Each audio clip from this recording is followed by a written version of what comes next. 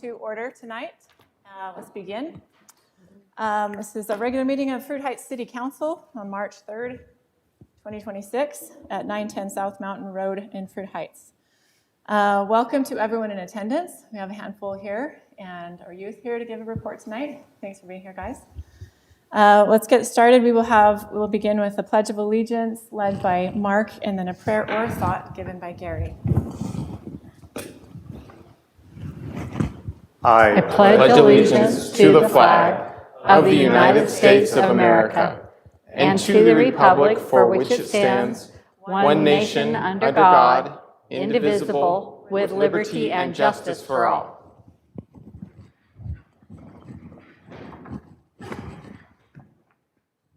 Dear Heavenly Father, we're grateful for all the blessings that Thou hast given to us and to our community.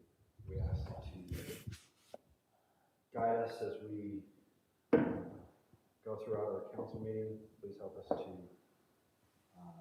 be able to make decisions that are wise. Please help us to make decisions and choices that will benefit our community as a whole. We ask for these favors, these blessings, sincerely in the name of Thy Son, Jesus Christ. Amen. Roll call, Haley. Thank you, Gary. Councilmember Gary Anderson. Here. Councilmember Mark Cottrell. Here. Councilmember David Hell. Here. Councilmember Eileen Moss. Here. Councilmember Blake Winslow. Here. Mayor Jeannie Groberg. Here. Well, item 2, declaration of conflicts of interest. Having looked over the agenda, any council members have a conflict to declare before we begin? Okay, seeing none. We'll go to item 3, reports. Council reports. Let's start over here on this end. Blake, why don't you go ahead? Okay, I've got 3 reports. The YCC, well, you know what? I'm going to let the YCC, you can tell everyone about the trip up to Logan. Then we have the Legislative Policy Committee. This is the last week of the legislative session. We're coming down to the wire. It's been a lot to learn and pretty interesting. The Utah League of Cities and Towns is something that we're a part of here in the city, and they've been monitoring, I can't remember if it was 240 bills, something like that, a lot of bills that we were looking at that would move into changing how we can budget, changing local control or local planning for certain things. And I'm pleased to report back that there's been a lot of movement with legislators as the cities have come together to kind of say, hey, you know, the language of this bill is going to really constrain our efforts to raise our, to meet our needs. And it really is, the call goes out or we get an email and it's pretty immediately you'll see that people are reaching out to their legislators and the language is changing. So I'm really grateful for our participation there and for the opportunity to learn so much there. And then so we've got Youth City Council, LPC, and what's my other one I'm on? CTC. Oh, that's right. The Communities That Care, they've got a number of bills that are going to impact how they operate this year. So we're going to find out on Friday which bills pass and which ones don't. And then I think we're going to be looking at if we have a budget going forward. So we'll just check back in. Okay, that's perfect. Thank you. Eileen? Cemetery committee met. I feel like every member of the committee right now is being given assignments and doing a little more research. We feel like we're making getting some good knowledge and still hoping to continue to gather a little bit more. We've kind of decided to hold off on adding anybody until we get a little more defined. And so the other question is, I was wondering if we could put in the Ridge Runner that we are looking for people that are interested in fundraising for and planning for pickleball courts. Is that something that could go in the... It could. Let's talk about that later with staff, I think. I mean, I don't see why it couldn't, but there may already be some known interest in that. I know there are some known interest. What I mean is, oh, Yeah. awesome. So- Support back there from the Yep. back row. So I know there are some, but Yeah, there I'd are like to know, I mean, I think there's maybe some that we don't know about, and so I'd like to push that opportunity out and see if we can do that. Bridge Runner from March just went out. Right, so if we could put it in April, that would be Next one marvelous. for April. So, Yep. yeah, it just barely hit. Thank you. Okay, thank you. Gary? Darren, Councilmember Hales and I have met once since last council meeting. And that's basically what we've been doing but those will be forthcoming to the public. We're just previewing them, asking, taking time to ask lots of questions about, each individual line item. And that's what we're, In the budget. yeah, that's what you we're mean, doing yeah. for budget. Yeah. Thanks for spending that time. That's a top priority and duty of the council, so that's time well spent. Thank you. Is that everything That's it. for you? Okay. So the Emergency Preparedness Committee, we met this last week. We plan to support the county Emergency Preparedness Fair in September. We're also having the Ridge Runner mentions the Great Shakeout earthquake drill that the city is supporting on April 16th. And if you need to have an emergency preparedness booklet or handout, it is available on the website, or you can contact this phone number listed on the Ridge Runner, or Mary Monson can get those to you as well. Or you can work through your area coordinator if you know who your coordinator is. Is there a place where people could look up who their coordinator is? Is that That's a good question. I don't more know. of a ask in your neighborhood? Is that on the website, Mary? The area coordinators? I don't believe that it is. Just on the Fruit Heights city page, you can just go in there It is listed there? and print it on, or print on that many pages. No, the names of the coordinators and their contacts. Oh, no, you have to call. Okay, all right. If there's citizens who are interested in particular topics for the upcoming preparedness fair in September, if you want to get involved, you can contact me or Mary. We can kind of help facilitate that, make that happen. So, Great. thanks. Thank you. Perfect. Mark? Okay, got a couple of items here from our planning commission meeting that we had. The next planning commission will be on Wednesday, March 25th. It's going to be changed from Tuesday to Wednesday because city council will be on that Tuesday. And at that meeting, there'll be a couple of public hearings. And the public hearings are discussions that they will have that evening will be a rezone of a piece of property, a lot split, and the WUI code ordinance and map for the city, just some updates on wherever we're at with that. And then after that meeting, then those items most likely will then be coming to the city council. And I think we need to show appreciation both to the mayor and Councilmember Winslow for their dedication, time, and energy being involved with the ULCT and spending a great deal of time during the past few weeks down there at the Capitol. And they represent our city well and have gathered some good information for us as elected officials to help make the decisions. And I truly appreciate the communication that we've had this year on those items and being able to be involved. So great job, because I know that's been a ton of hours for you guys. And then as mentioned last meeting, the mosquito abatement is starting their educational program for 3rd to 6th grade students. And some dates and times for those 3 elementary schools that are close to Fruit Heights. Burton Elementary will be at 9 o'clock on March 5th. Kaysville Elementary will be at 2:15 on March 19th. Farmington Elementary, 10 o'clock on March 26th. And the sessions last about an hour.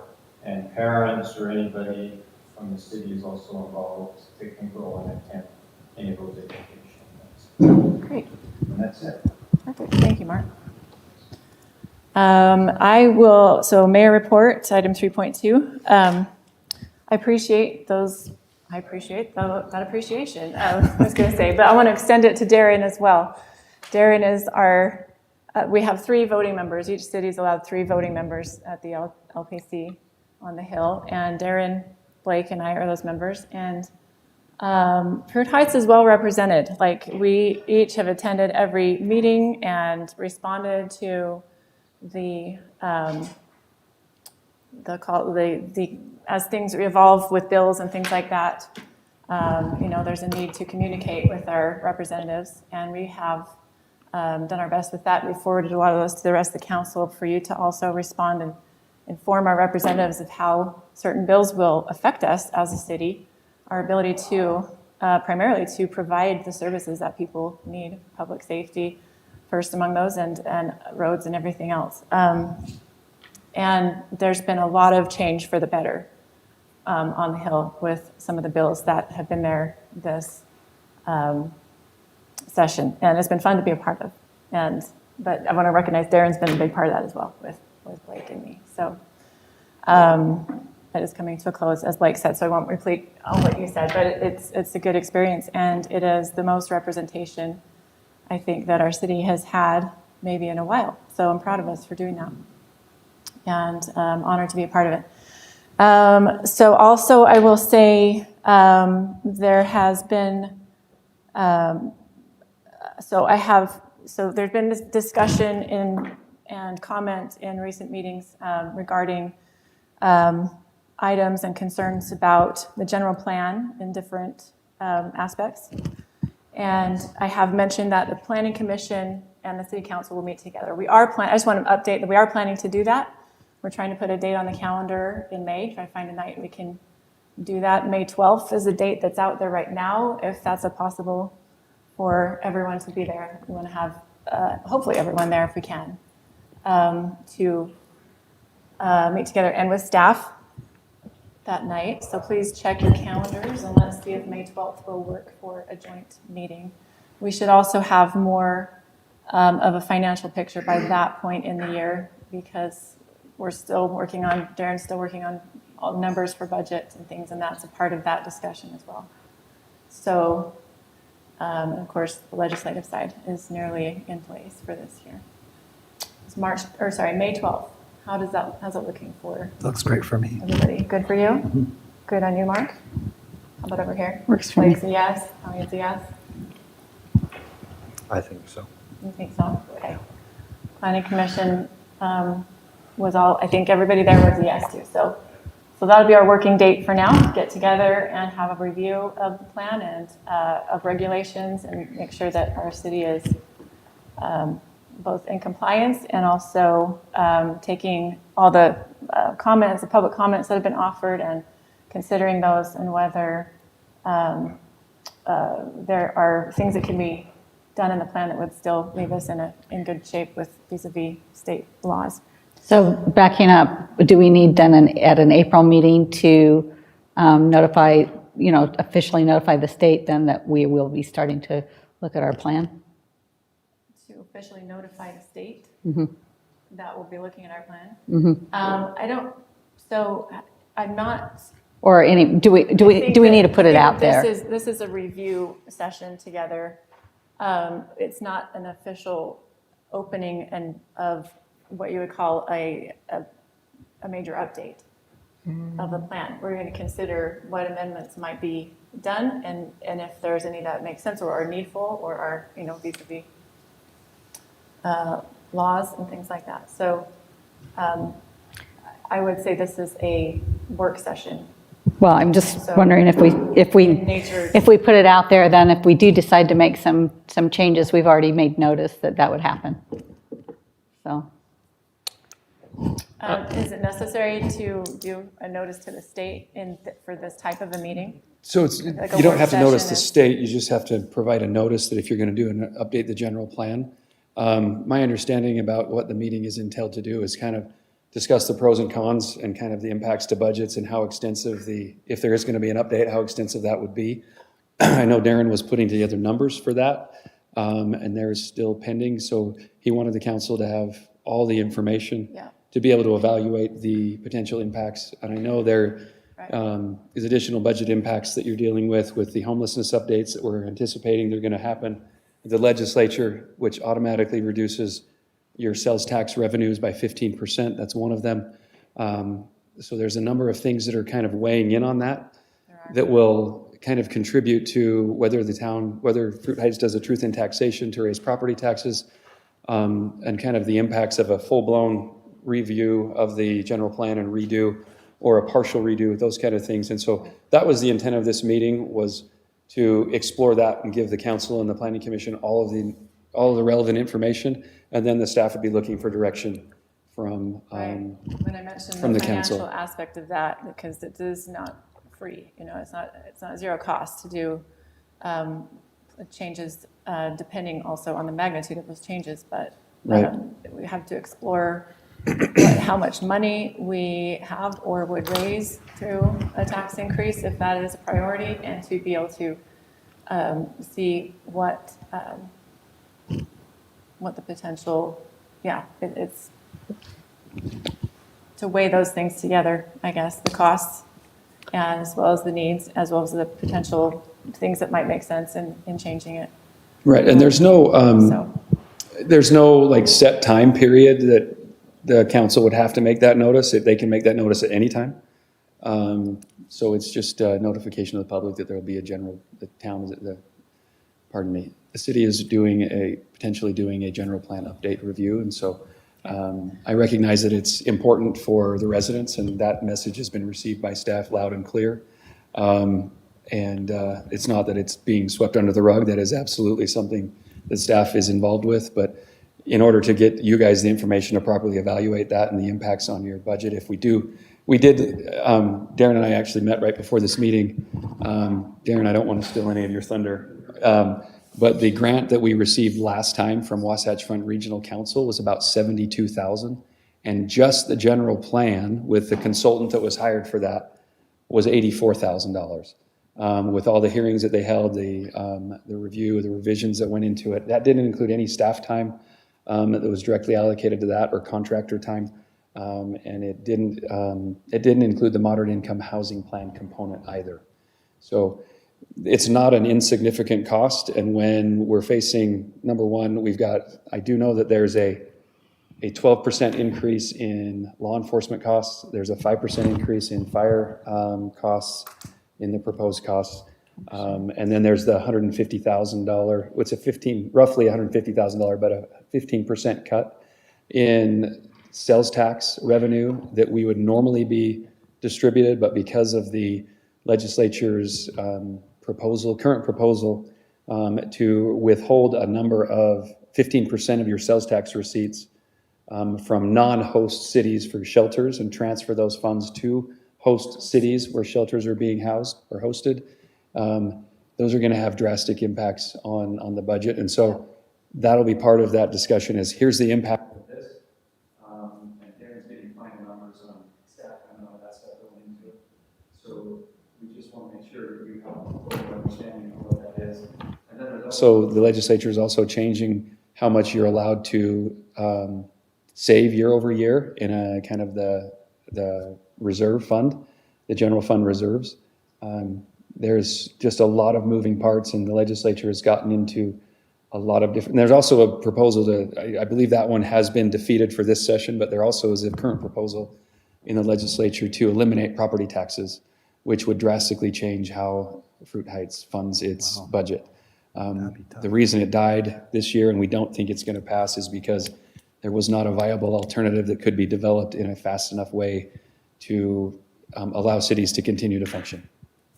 So that was, there's a lot of fires that the league and that members of the LPC that are delegates from their cities have been fighting. And it's, 2 years ago, the LPC meeting at this time of year was maybe 50 minutes. Now it's 3 hours long, and we don't get to everything on the list. yeah. So it's a trying time for cities. If I could just add a little bit there. Yeah, so with some of the property tax modifications, those bills are still, we're waiting to kind of see if they're going to pass. It sounds like we're probably going to be seeing a decrease in property tax that is charged to individual people, which is a great idea. I love that idea. But that's how we as Fruit Heights, our budget is funded. And so to find ways, and there's a bill, I'm not sure if it's been circled or if it's moving forward, to cap the amount that we could increase as a city to 5%, which would probably mean that we would have to do truth in taxation every year in order to just make sure that we're planning sensibly for inflation, infrastructure costs. The inflation is not something that's built into our budgets, so there's just a lot of interesting moving pieces right now, and they're going to go until midnight on Friday, and then we're gonna just see kind of what's behind. But The sausage gets made right up to the last second. and it's been Very last again. second on the Hill. I'm really grateful for the experience and meeting a lot of our legislators, and you know, these things are being discussed in earnest, and you know. So we're just gonna keep working on it. Yeah, it's not over till it's over up on for the legislative session. So we wait and see what actually comes out. But thank you. That is true. There's fiscal impact to opening up a general plan for a redo or a re-update or anything that's beyond a minor amendment. So that has to be considered. Can't not be considered. And then just lastly in my mayor report, I want to highlight some real positive. So my memo that went out today is on this topic of the America 250. And I just really, I love this. I love that this is this year of celebration and that it's a chance, any chance we have, you know, to stop and be grateful for what we have is so valuable, and we shouldn't rush on our way and forget about it. This is a big deal. 250 years of this country, and we have. Last night I attended the committee meeting.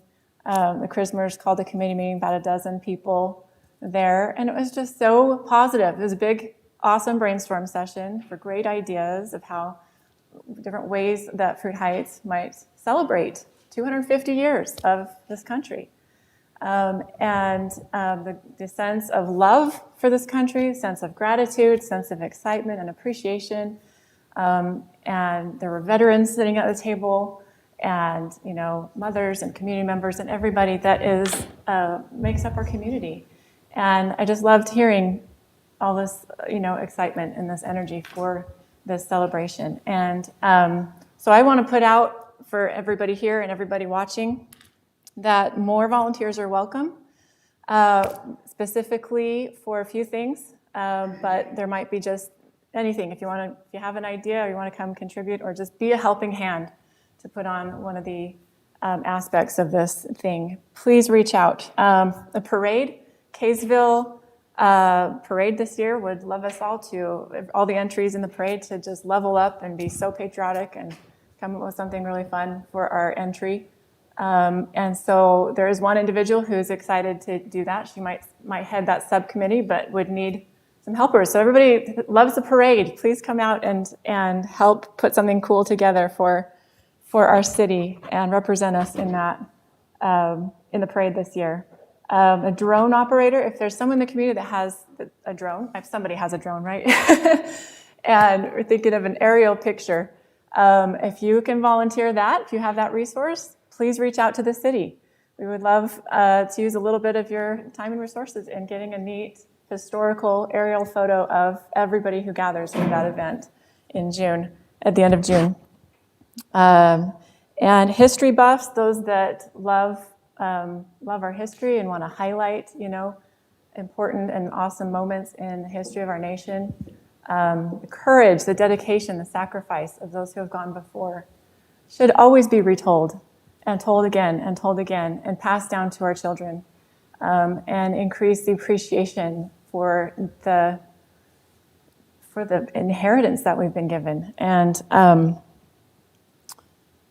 going to just read a short bit of my mayor's memo, just in case, anybody missed it, which I'm sure many people will. But I said, we all know that we live in divided times, but what better way to unite than in gratitude and celebration of the foundation of liberty which has been bequeathed to us over 250 years in this nation.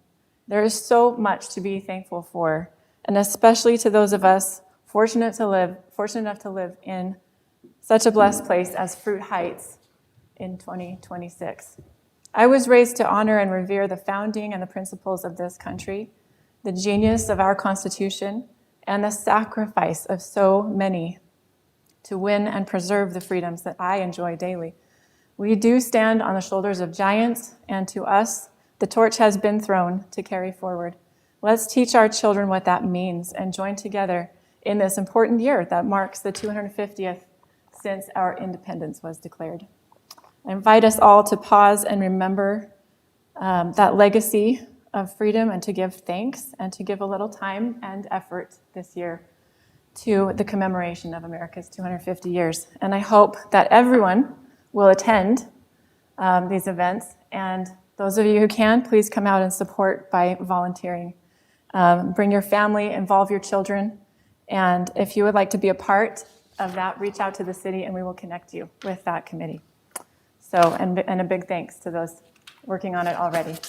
So that is my message for tonight. We will go into item number 4, public comment period. Any members of the public may address the city council and have 3 minutes to do so. Did I skip staff? I'm so sorry. I'm so sorry. Mine's good. Beep, I'll beep, report beep, why I'm beep, up there. beep. Backing up. Item 3.3, staff reports. Thank you. You want to go later with? Okay. Brad, you're going to be talking to us in a minute. Jeff, you have anything for us? Okay. All right. No other staff. Okay. Thank you. Great. Moving forward once again. Public comment period. Public can address the council for 3 minutes. And please state your name and address of residence for the record. And no action may be taken on items that are not on the agenda. Is there anyone who would like to offer a public comment tonight?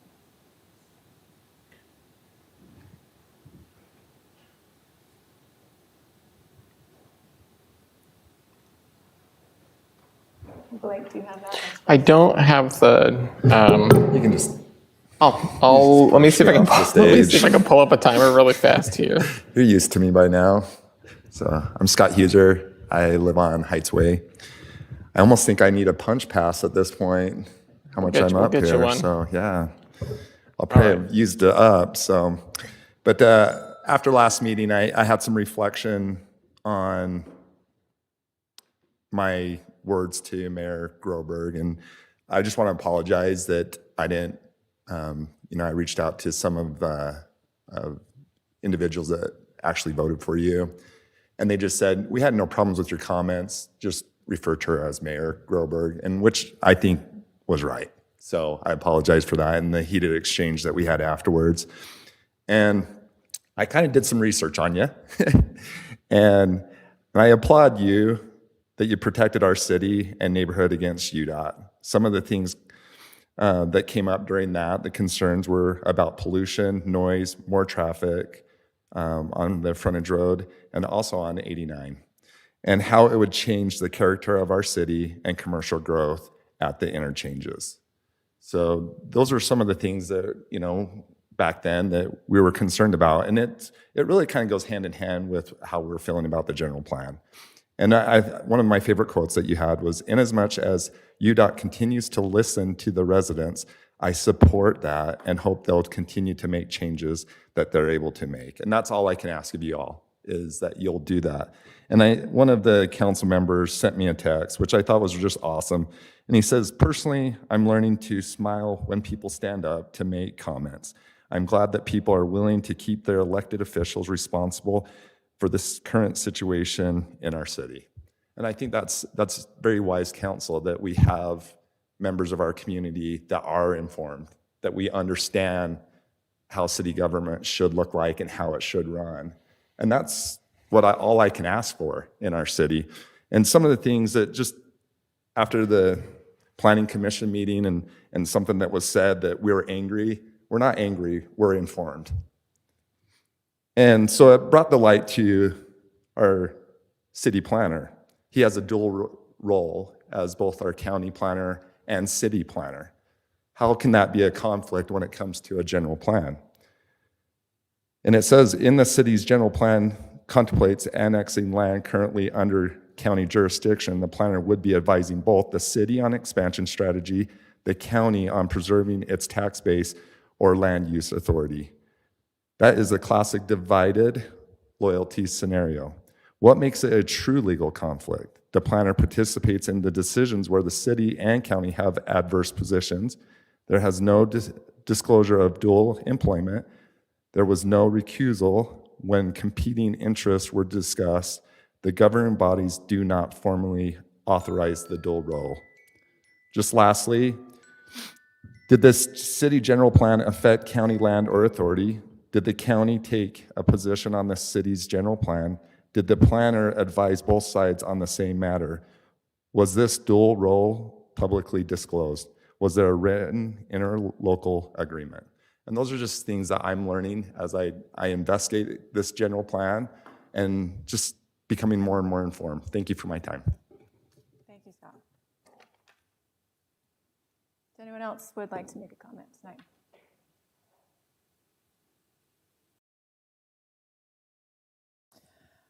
All right, seeing none, we will continue with item number 5, presentations. 5.1, our YCC report. You guys come on up and fill us in on the latest from Youth Council.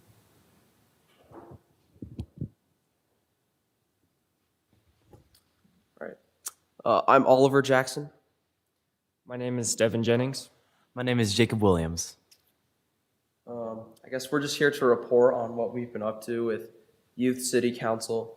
So our past activity we did is we went to the local jail and we got a tour to see around. It was really cool. We got to see a lot of stuff, and so it's just nice to, I guess, just know a little bit more about that.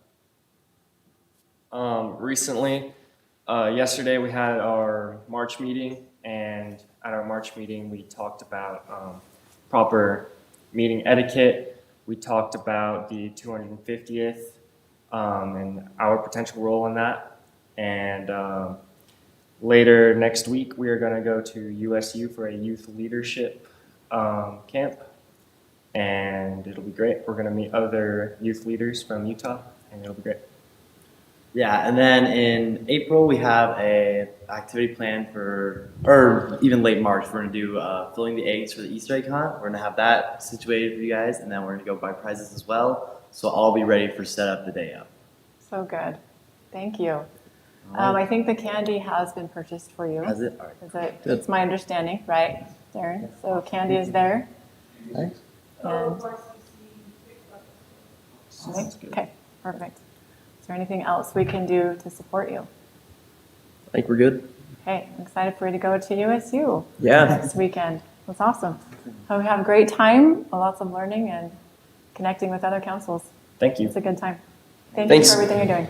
Yeah, thank you. All right. Thanks for that report. Item 5.2 is our annual training from our city attorney. This is a training that's required to be given annually to public elected and appointed officials about open and public meetings and Ethics Act. Take it away, Brad. Thank you, Mayor. Is this on? Is this? Haley, is it on? It's on, okay. Good evening, Mayor and Council. We'll get right into this because this is the most exciting, training you'll never have. So Open and Public Meetings Act requires that any legislative body conducts their, or actually public body, but here we're legislative body, conducts its deliberations openly. And all meetings are open unless they are closed. In Fruit Heights, you have a quorum. So in order to have a quorum, you have to have 3 members of the council present. Mayor and 2 members does not constitute a quorum, so that you cannot have a public meeting there. As you all know, you're a 6-member council form of government, and the mayor does not have a vote except in very rare circumstances, which are a vote to expand or contract the mayor's authority, or in the case of a tie. Those are the times when the mayor has a vote. Work meetings and executive sessions. Some councils have different names for meetings, but those work session is open to the public. Public can come and participate. When you do your retreat downstairs, that's a meeting that is open to the public. Doesn't mean a lot of public comes to that, but they could if they wanted to. In addition to that, you have to keep minutes, and we'll keep going and talking about that. You guys do have an electronic meeting ordinance. State law allows you to create, if you have one, it allows for you to create one. And if you have one, then you can participate electronically. And you have done that in the past, and we prepared that. I don't know, it was probably 7 or 8 years ago, maybe even more. But you do have that on the books, and so you're allowed to have participation through electronic means. When you do have a public meeting, you have to have at least 24. And if there's questions, just interrupt me. But I will try to get through this as quickly and as succinctly as we can. Actually, I have a question. Sure. We were talking about having a working meeting on May 12th Mhm. with the Planning Commission. Yep. Would that need to also be available electronically? So no, not necessarily. So the electronic meeting ordinance does not mean you have to make it available electronically to the public. Most cities will make it electronically available to the public. You have to post a recording, I believe it's within 3 days of the meeting, the actual audio recording of the meeting. You're not required to have a video recording. Are we required to have an audio recording of the work meeting? You're required to have an audio recording of all meetings that are public, yes. Public meetings. Yeah, any public meeting. Audio recording of our strategic plan? Yes, I think we do. Yeah, you're supposed to. If you don't, you need one. Next time. Obviously, if there isn't one, we can double check. Was there a recording of the work meeting? The strategic planning meeting? Yeah, okay. Yeah. So the electronic, most cities will provide a means for the public to view it. During COVID, there was a lot of, obviously a lot of people were closed, so everything was electronic, and there was exceptions made. And there were a lot of issues that were raised by the public participating via electronic means. There were quite a few public meetings that got hijacked with inappropriate materials, things like that hackers would take over. So anyway, they kind of backed off a little bit of having the public participate that way, and most cities now will offer a means to submit a public comment up to an hour before the meeting begins. And that's why they can participate electronically if they're not able to come and be present at the meeting. Anyway, in order to have a public meeting, you have to give notice. State law requires a 24-hour notice unless it's an emergency. If it's an emergency, you have to give as much notice as is reasonably practicable in that situation. Does the notice have to have an agenda? Yes, you do have to have an agenda with a reasonable, this is the term from the statute, reasonable specificity of topics, right? So you can't just say discussing new ordinance. That's not reasonably specific, right? If you're going to be discussing an ordinance, discussing a new, let's just say, new responsibilities for the city manager under ordinance, right? So you'd have to, somebody that just grabs it and sees the agenda, oh, they're talking about city manager responsibilities and potentially changes to city code. A lot of times one of the questions that comes up here is, if you're changing city code, do you have to have a public hearing? The answer is no. If you're changing land use, you have to have a public hearing. But there might be a couple of other minor ones that may require a public hearing, but you don't have to have a public hearing on every change to city code. Land use is one that you do have to, and additional notices that require, if it's a zone change, anybody that's within a certain number of feet is designated either by state code, or you can be more more expansive than what state code requires. I believe state code requires up to 300 feet. Some cities, some towns go beyond that. And so your notice requirements may differ from that, but that's the minimum in the state code. As it says there, other electronic means are encouraged to make it available to allow more participation. I think the legislature in previous iterations have stated that, more participation, the better. And then each year you're required to post an annual notice of scheduled meetings. That doesn't mean you can't deviate from that scheduled post, but at the beginning of the year, at least post a calendar of what you believe will be the scheduled meetings. Sometimes there's things like in 2 weeks, there's the caucus night. I believe it's the 17th, St. Patrick's Day. That created a conflict with your previously scheduled notice, so you moved it to the 24th, which created a conflict with your planning commission meeting, so you moved that to the 25th. So it's perfectly fine to do that, but the idea is to give people a general idea of when you're planning on meeting. The chair of the meeting in Fruit Heights, that's either the mayor or the mayor pro tem or their designee, if neither one of them are here, is the one that is in charge of the meeting, and they do have the legal authority to dismiss somebody from the meeting if orderly conduct is seriously compromised. I don't just give this training to Fruit Heights, that's in all of my trainings. So that is not a, I have seen that used once when I was a council member, actually. We had an individual that, looking back now, it probably was a mental health episode. And the sheriff was called and were removed.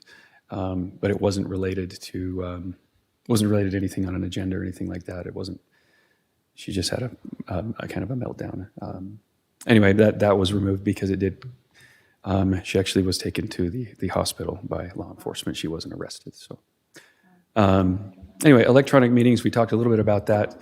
You do have to have prior formal authorization, and that's what you did with with your ordinance that we passed a number of years ago.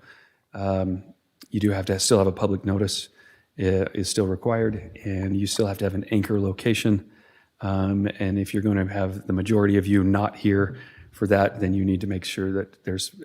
Does there have to be one of us here at the location? Doesn't necessarily have to be an elected official here. There has to be somebody here at an anchor location, somebody from the city that would be able to open up the room and allow for participation. Yeah. Attendance. Yep. And also But use. hypothetically, everybody else could be online. Hypothetically, you could. Yeah. Interesting. I've seen that a couple of times when there's the annual Utah League of Cities and Towns convention in St. George. I've had, oftentimes people will cancel their meetings, but sometimes there's something comes up that you need to have a meeting, such as maybe there's a deadline on a contract that the city needs to move on or something along those lines. Everybody's down there for the conference, and so the city recorder, deputy city recorder could open up the meeting here, have it available, have you guys all log in and be able to participate via Zoom or some other electronic means. Let's see, minutes. So this is a question that comes up. What is the official record of the city? Is it the recording, whether audio or video, or is it the minutes? It's the minutes. The minutes. Isn't it? It is the minutes. The minutes are the official record. Now, just because that's the official record doesn't mean that's the only record. You are required to maintain the audio recording in perpetuity.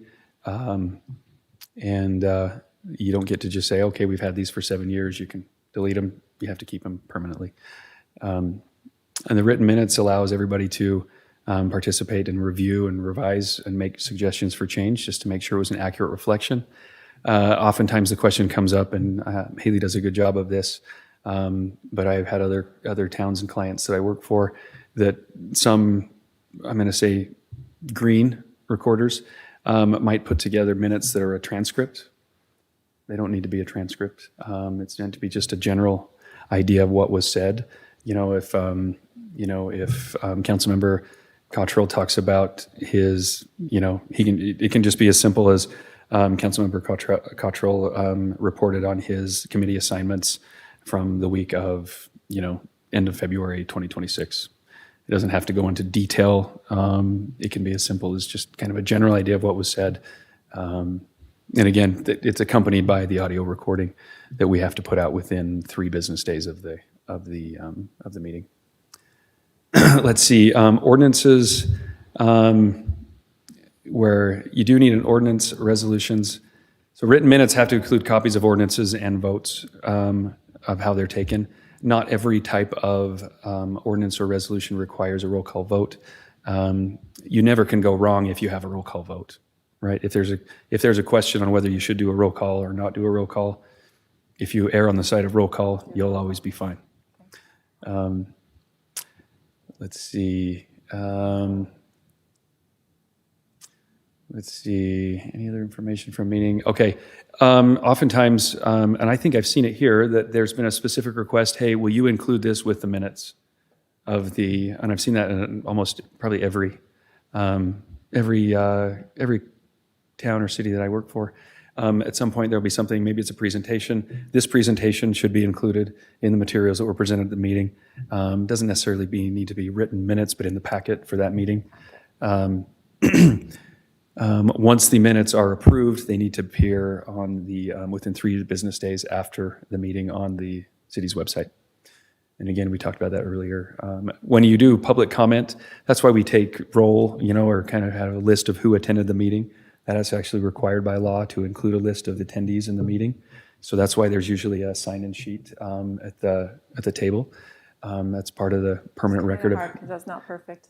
Yeah, it's not. I mean, yeah, there's not a penalty in the law for it, but it's just a good idea. And that's why when people are asked to want to do the public comment, it's just so there's a record of who spoke during the meeting. Obviously, it's figure out you're named and listed if you speak during meeting, and you can figure out which council member spoke. But if there's folks that are not regular, and named, it makes it hard for the person doing the minutes to be able to identify who spoke. A random citizen spoke. Brad, Right. do we keep a hard copy of these as well, or just keep them on the website? That's it. So you're not required to keep a hard copy. You just you can. You just have to permanently retain them. It doesn't just direct anything further than permanently retained. Okay. Do we have extra? Do we save it in multiple places? Okay. Yeah. One of the other things, so you have to keep the minutes and the recordings of all meetings, of all public meetings. We'll get to closed sessions because there's a little bit of things. There's a couple of exceptions in closed sessions as well. But you have on the audio recording, you keep complete unedited records of all open portions of the meeting from beginning to end. They need to be properly labeled with the right date, time, and place. So, and then again, as we stated earlier, got a little bit ahead of myself, available within 3 business days of the meeting. The audio recording should be available to the public. Closed meetings are, you can only close for certain reasons. How many members of the Fruit Heights City Council does it take to close a meeting? 3? Nope. 2/3? 2/3 vote. 4? So if you only had 3 council members vote for it, you only have 60%. So you've got to have 4 council members vote for a closed session. Is that in the case that 5 are present? That is in the case of 5 are present. But if there are 3 present, then it would be 2 of the 3? No, you couldn't close it. You have to have at least 3. You have to meet 2 requirements. You have to have a full quorum that votes for it. So that's at least 3, plus a 2/3 vote. So if you have 3 council members present, you have to have all 3 vote for it because that gets you the quorum.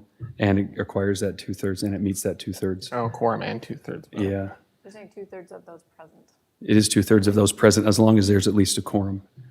But so if you only have 3, you have to have all 3. If you have 4, you can do 3 out of 4. If you have 5, it's 4 out of 5. Okay. Yeah. Sharpen your math skills.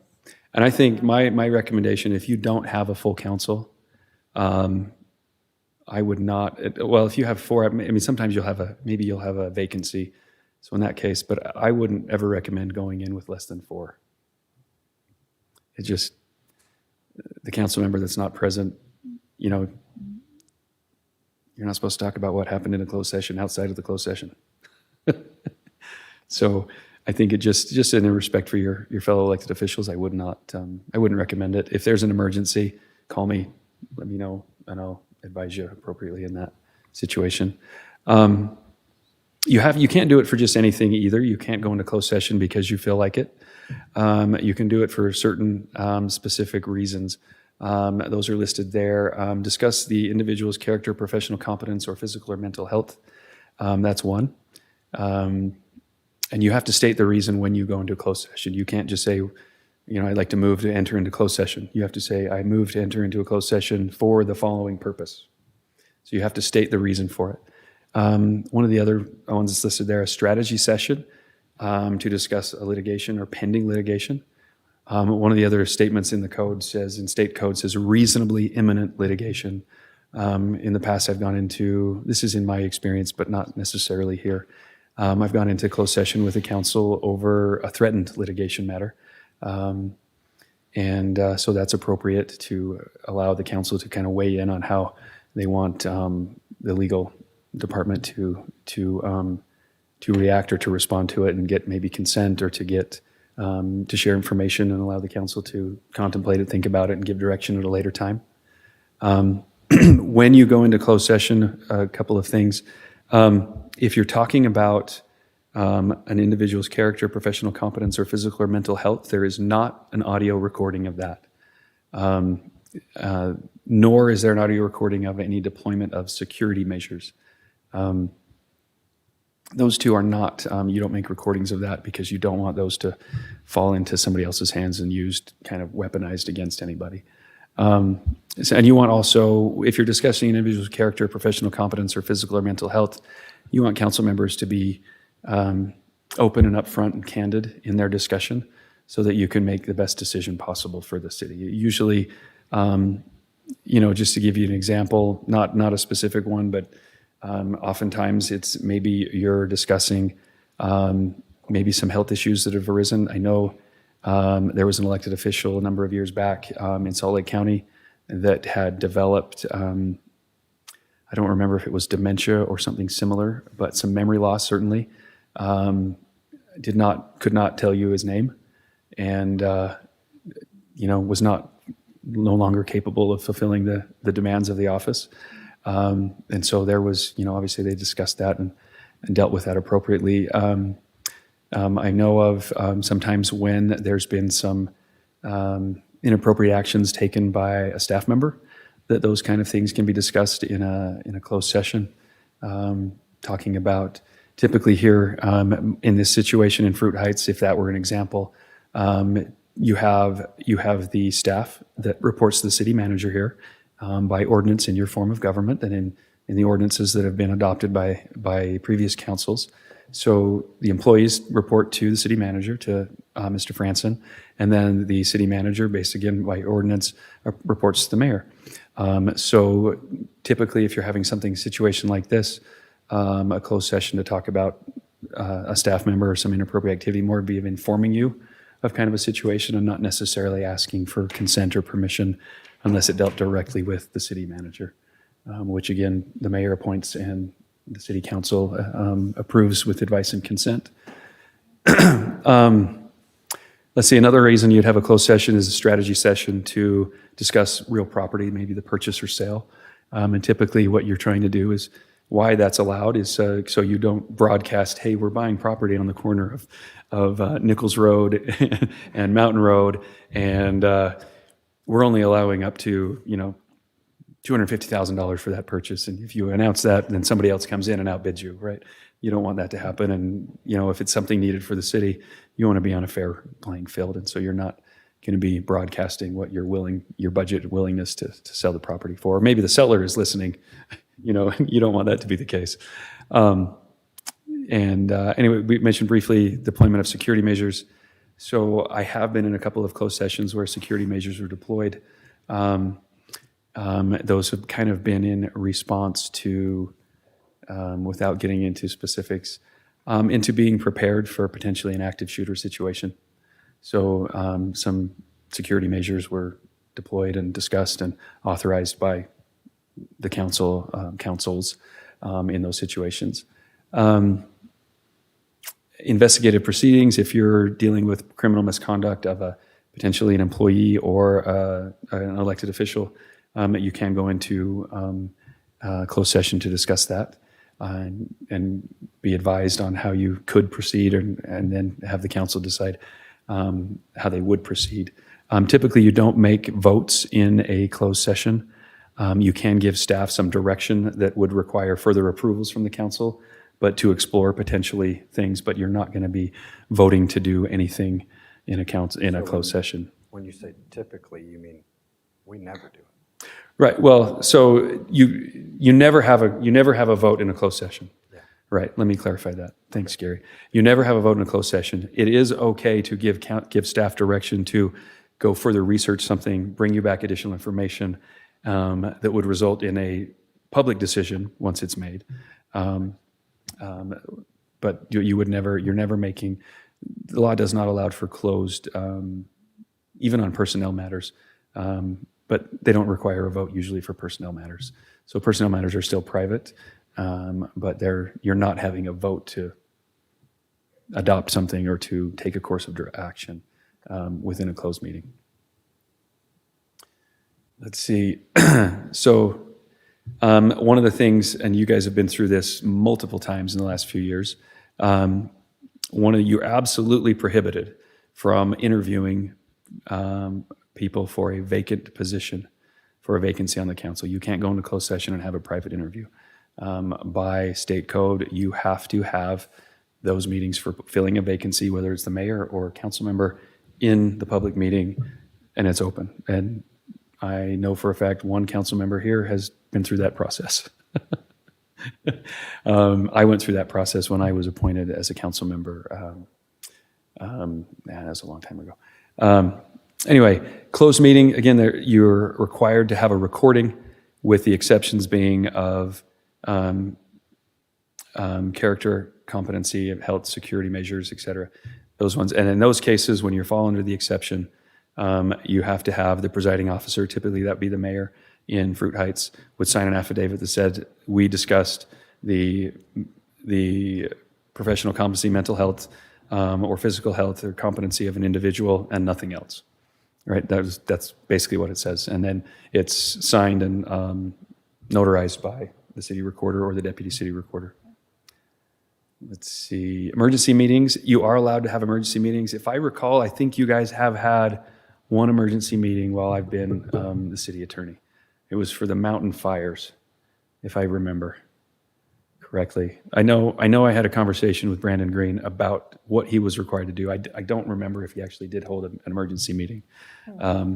But emergency is not defined. It's up to the council to make sure for them to agree what that is defined, how they define that. When the mountain was on fire, I think everybody would argue that was probably an appropriate time to have an emergency meeting. You make the best notice practicable. That's what we talked about very early on in the discussion. So if you can post it, great. If you can't, it's not practicable. So you don't have to worry about that. You do have to have a majority of the council members so you have to have at least 3 people to approve of an emergency meeting, and you attempt to notify all members, including the mayor. Let's see. These are kind of layovers from previous. So chance meeting and social meeting are no longer in state code. I put them on there just because a lot of council members will still ask questions about those. We're going to talk about electronic messages a little bit more. Sorry, what do you mean they're no longer in state code? So a chance meeting and social interaction or social meeting are no longer in state code. They basically remove them because it just got to be, it's obvious. It doesn't prevent you from having them, right? You can have a chance meeting. You don't have to go, wait, we're not allowed to talk. I ran into you at the grocery store. You know, if Gary wants to go to dinner. Would it be if 3 or more of you ran into each other at the grocery store? If 3 or more of you run into the grocery store, it's not illegal. My recommendation is if you did, just don't talk city business. You can talk as long as you want, as long as it doesn't deal with city business. Okay, but if the mayor and 2 council members run into each other at the grocery even- store. You don't have a vote, so the mayor doesn't vote, so. But- It's still a chance meeting, is what you're saying. Maybe not. I believe The you entire already, council runs into each other at the grocery store. Sure. It's a chance meeting. But I also believe that you said the mayor and 2 council members does not not a quorum. constitute a quorum. It's correct. So that doesn't. Under any- Yeah, no, the mayor and 2 council members doesn't if it count was- as a quorum. but So you guys if can the whole talk and council powwow. and mayor meet at the grocery store. Or 3 members count. Yeah, Don't or 3 talk members of about council. city You can meet at the politics. grocery store. Chance, you can't plan it accidentally. Hey, let's not accidentally go to Smith's in Farmington at 3 o'clock and we'll sit at the deli and, that's not a chance meeting at that point, right? So you don't have to deal with a chance meeting or a social gathering. I can tell you, I've had city recorders that are so concerned about this that if they have a social gathering, like the city planned let's have a Christmas party, for example, they notice it as a public meeting. It's a social gathering. There's no city business conducting. Okay, I just wasn't sure what you meant, that it's not in state code anymore. Like what? Right, so it doesn't specifically say chance chance meeting and social gathering. It used to, but it doesn't anymore. They just said, I don't know, I don't remember why they did that. They just said, okay, let's just take this out. But everybody remembers it, or most people remember it, so I leave it in just so we can address it. Yeah. It still stands. It used to specifically say a chance gathering or chance meeting or social gathering is not a violation of the Open and Public Meetings Act. So it's not that it changed whether it is or not, they just stopped putting it in there because I guess the legislature thought it was a little silly to say that. I don't know. So this is one that comes up a lot. Text messages, emails. My typical advice is go back to what the purpose of the Open and Public Meetings Act says. It says that deliberations for city business, the people's business, is to be conducted openly. So if there's an email going out, now the city manager, and I have emailed the entire council, including the mayor, multiple times. This council, other councils, multiple times. There's nothing wrong with the attorney communicating to all of the elected officials at once. When it becomes problematic is if you're going back and forth, discussing it with everybody on there and their city business, and especially if there's decisions being made. I'm pretty protective of my cities, and I err on the side of just steer clear of this, and you won't have a problem. So if you want to have a conversation with a council member and you want to make a point, whatever it is, or just share information, you can send it directly to Darren and say, Darren, please distribute this to the entire council. Great. You're not having a meeting. The city manager is sending an email to the council. You're not violating, there's no question you're not violating the Open and Public Meetings Act. If I'm sending a message to you, typically I will mark it as privileged communication. Now the privilege is the city's, so collectively how that's exercised is with the council. The council has that privilege. So the council collectively can decide, we want to release this information. And then I can't decide that. Mayor can't decide that. It's the council in a majority vote would be able to address, waiving that privilege or releasing the information if it needed to be. So a question along with that. Yeah. How does that vote get taken? Oh, it would have to be a public meeting. There was a communication that was sent. You don't share that communication because it's privileged, but if you're releasing it, you'll have that vote. If it doesn't pass, all votes have to be taken in a public meeting. So Yeah. not through the Email, that we right, just not talked through- about. correct. The hypothetical email that. Right. Yeah, that would have the vote to waive attorney-client privilege and either allow me to release it or allow any of you to release it would have to be taken by the vote. One individual council member does not have the authority to waive that privilege. It is a city privilege exercised with the council as a whole. Does privileged communication apply only to attorney emails? It's the or- attorney-client privilege, yeah, so that doesn't apply. So if you guys so there is in GRAMA, the Government Records Access Management Act, exceptions to records, and records that are sent, communications with your attorney are privileged communications. So they are not releasable. Now, it doesn't mean you don't acknowledge they exist, but you don't release the content of those messages. Typically, you would say, there is a record relevant to your request. However, it is protected under Utah Code 52, 4209, subsection 33 or definition 33, right? There's a whole bunch of exceptions to those and what records can be kept and are not kept. So electronic messages are not restricted. Emails that you guys send on your city email or on personal email that are related to city business. And that's a broadly defined category, and it's been litigated, but it's not set in stone. There's not okay, tell me what it is. Does this apply to city business? If you're communicating, if you as a council member are sending an email, it doesn't matter if you're sending it to another council member, to a staff member, or if you're sending it to a constituent, that is a public record because you are a public official if it's dealing with anything related to the city. Brad, with that, so we will sometimes get emails to the entire council, and out of trying to avoid it becoming a public meeting, I tend to try and reply to the sender. And in the past, I've just forwarded that email or BCC'd that to Darren to make sure that we have an extra copy of it. Give us a little bit of insight. So that's not a bad practice. What it does is that allows, I guess, that just, if there's ever a grandma request that comes in that may relate to those emails, Darren's already got a copy of it. Okay. So I don't think it would mean that you wouldn't have to be communicated with. It would be said, hey, there's a grandma request the city received. But I mean, that way, so just because you send an email, just because you send a text message, doesn't mean the recorder has to have a copy of it. What it does mean is that it's subject to grandma if it's related to city business. And so if somebody sends us a grandma request, I would like to see all emails between all council members and the mayor, or sent by all council members, sent or received by all council members and the mayor. I mean, they get specific in them, right?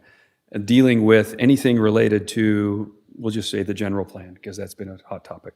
So the general plan in February of 2026, that is a valid grandma request, assuming they comply with all the other parts of the grandma request.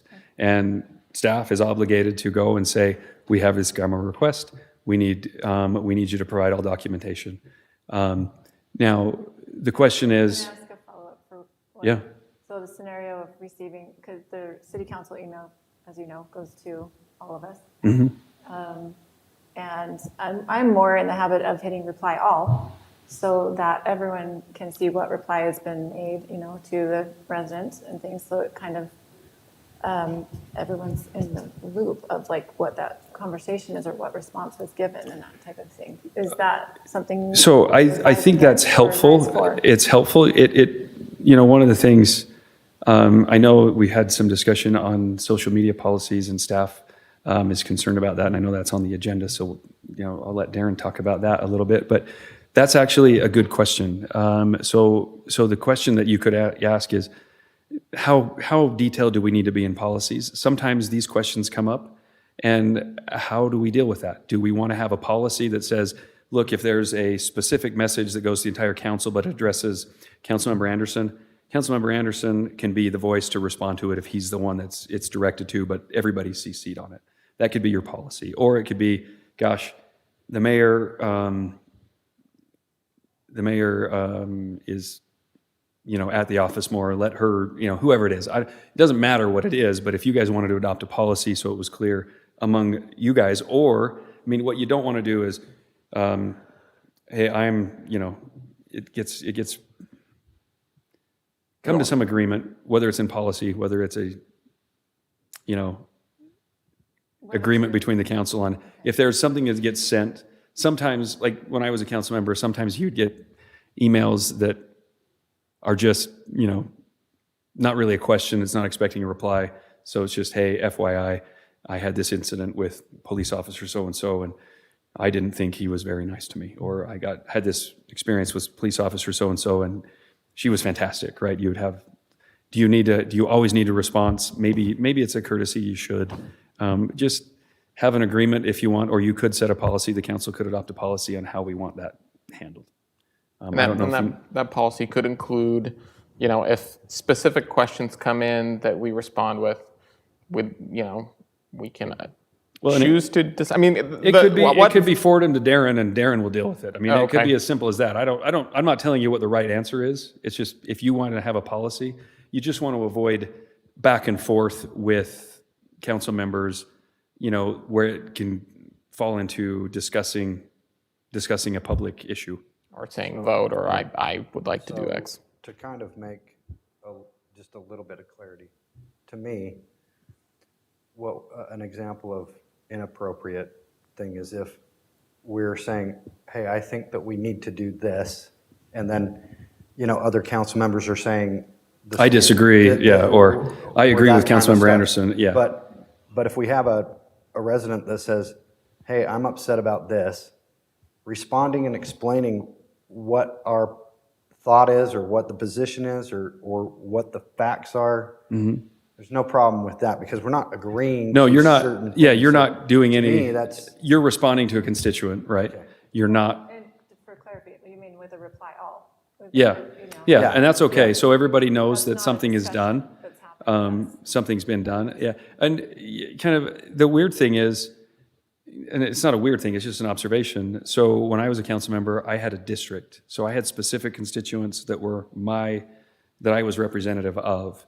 So if the city manager, if he got something, or if a council member got something, oh, hey, this gentleman's in your district, do you mind responding to him? That would be the email that I would get from a fellow council member. But in Fruit Heights, you don't have that. You guys are collectively all, your constituents are all residents of the city, regardless of which seat you sit in. So it's a little bit different. Again, I go back to, what is the purpose of the Open and Public Meetings Act? That your deliberations are done in the public. So if there's a question in your mind of, is this a deliberation that should be done in the public? Err on the side of, yes, let's put it in the public. It's the people's business, right?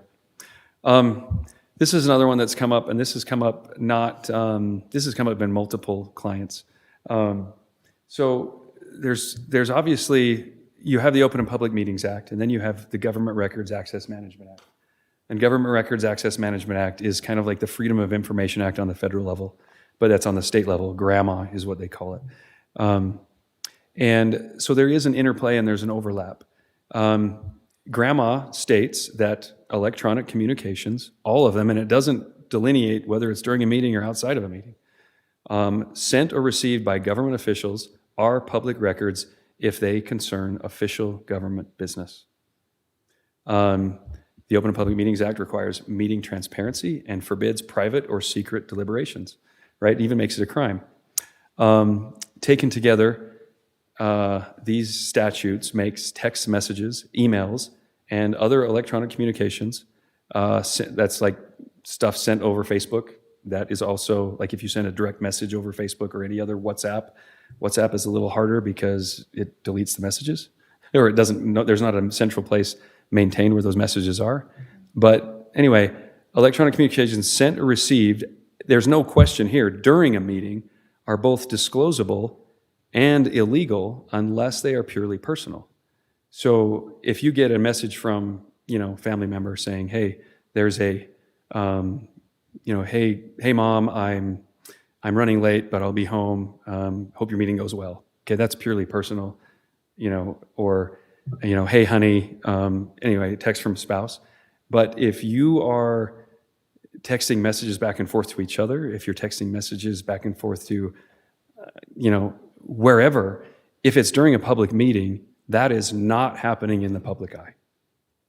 That is not happening in public eye. Deliberations are to be had in the public. If it's official government business, it needs to be here. My recommendation, whether you're asking for it or not, don't send text messages or emails. I mean, if there's an emergency with a family member, okay, you have the exception. But other than that, during a meeting, there's no good reason to, the risks, the reputational risks are far worse than, this is kind of like the cover-up is worse than the crime thing. Yeah. Is it that big of a deal to send a text? Everybody does it all the time. But If we send a text and says, hey, are you coming to the meeting, to one of the other council members, which we've done in the past, to just to know whether they were going to make it or not. Just recognize that so it's happening there. I mean, is that going to be a reputational harm or risk? No. But my recommendation is it's better to err on the side of caution than it is to see how close to the line you can get. Does that make sense? That's the way I've always advised my clients, steer clear of the line, and then there's no question. So I'm not the attorney that says, I'm not going to be the attorney that ever says, you can get this close to the line. Closer? That's not how I advise clients. If they want to know how close to the line, I think you might be asking the wrong question. Right? Family emergencies accepted, don't text. Yeah, Anybody during a meeting. Just best Well, I'll practices. give you an example, and I'll give you an example because I'm no longer a council member. We had, this was in, was it 2015 and 16 that we set records for snowfall? And then we had, right after that, we had like one of the worst snowfalls ever, and it was almost as warm as this year, right, during the winter. Well, that year, we had,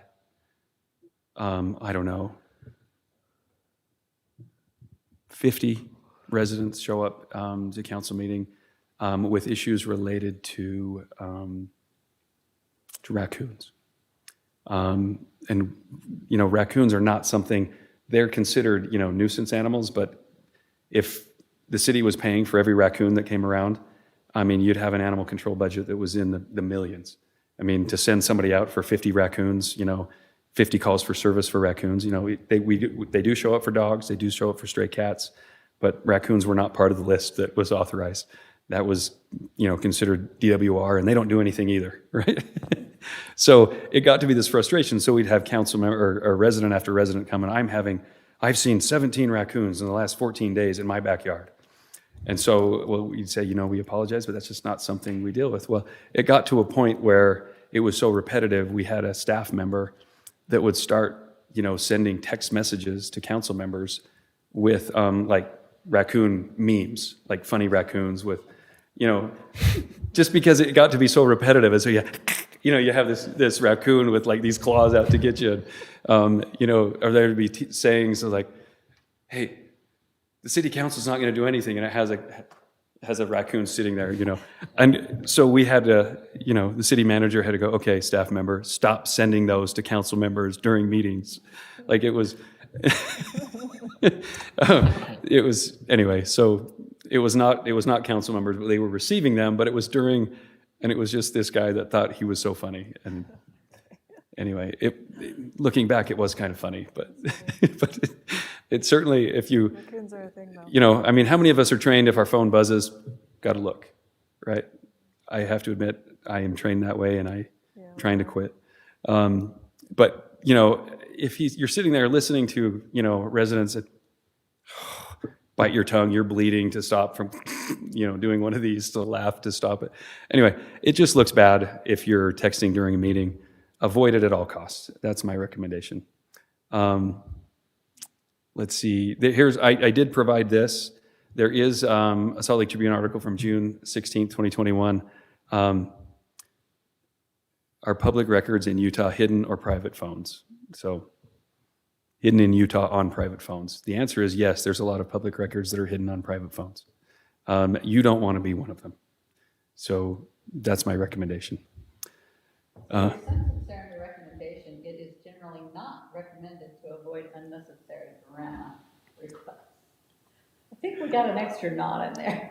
Well, I don't want you to, Read let's the first see. half of the sentence. Let me Not make sure okay, did I grammar that wrong? Let me see. While it is not illegal to send personal text messages during open meetings, it is generally not recommended. It's recommended to avoid unnecessary. Yeah, it's recommended to, In order to avoid unnecessary yes, grant. take out the nots. Sorry. No, you just insert the words in order to avoid. It's implied, but I thought it made sense. Anyway, we all know what you mean. Yeah, we want you to avoid having to have unnecessary grandma requests.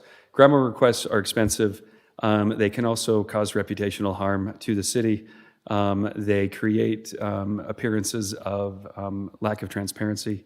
And it doesn't build trust. And our job as elected officials, the way I used to think of this is, and I didn't think of this as I initially took office. I was pretty young, and I thought it was a nice little feather in my cap that a council had chosen me out of 9 people to be appointed. And the longer I served, and I served for 8 years, but the longer I served, the closer it got to the end, I began to have this change, and it was no longer this feather. It became a burden. It became a responsibility, and it became a trust, and kind of acted more like a trustee of the public good for the city than it was any sort of personal, resume builder or whatever you want to call it. So that's my recommendation. Being a member of a city council is an obligation. It's a duty and it's a responsibility. It's not an ego. That's the kind of way I learned to approach it. And I've learned that, if you start off from that premise at the beginning of your public service, you will never regret that, right? And you shouldn't regret, public service. It's hard. It's hard to be, it's hard to have, it's hard to come to the realization you can't make everybody happy all the time. Especially if you typically have a personality that likes to be a people pleaser. It really is a challenge thing when you're just coming to, do what you believe is your civic duty. And remember that council members, mayors, they're people too. I remember I had a guy come into me that called me up and asked me to meet with me, and he came, it was within 2 weeks of being appointed, and he called me up and he wanted to meet with me, and I had heard about this guy. I'd already been warned about this guy. This guy is gonna blast you. Well, he comes in, he sits down, and he goes, and I was a little afraid of this guy because he had been really unhinged in council meeting. He came close to being kicked out and arrested before for just getting up and screaming and yelling at council members, and so I had heard about this guy. Be careful of so-and-so, he is a wild card. And so I actually had one of my colleagues who, at that time you had to have a concealed carry permit. I actually asked him to make sure he brought his firearm with him just in case, because I was terrified of this, because I had heard such bad things. So anyway, we sat down and I started talking with him, and I said, and we're going to call him Steve. His name wasn't Steve, but that doesn't matter. Anyway, I said, Steve, before we begin, can we just set aside the premise that something evil is going on here? Let's just set that aside. Whatever it is you want to talk about, I'm happy to talk about it, but let's just set aside the premise that you think something is evil that is going on here. I just got here. I've been here 2 weeks. I couldn't tell you if there's anything corrupt going on. I couldn't tell you. I've been here for 2 weeks. So we started off with that way, and within about 9 months, he became a client of mine.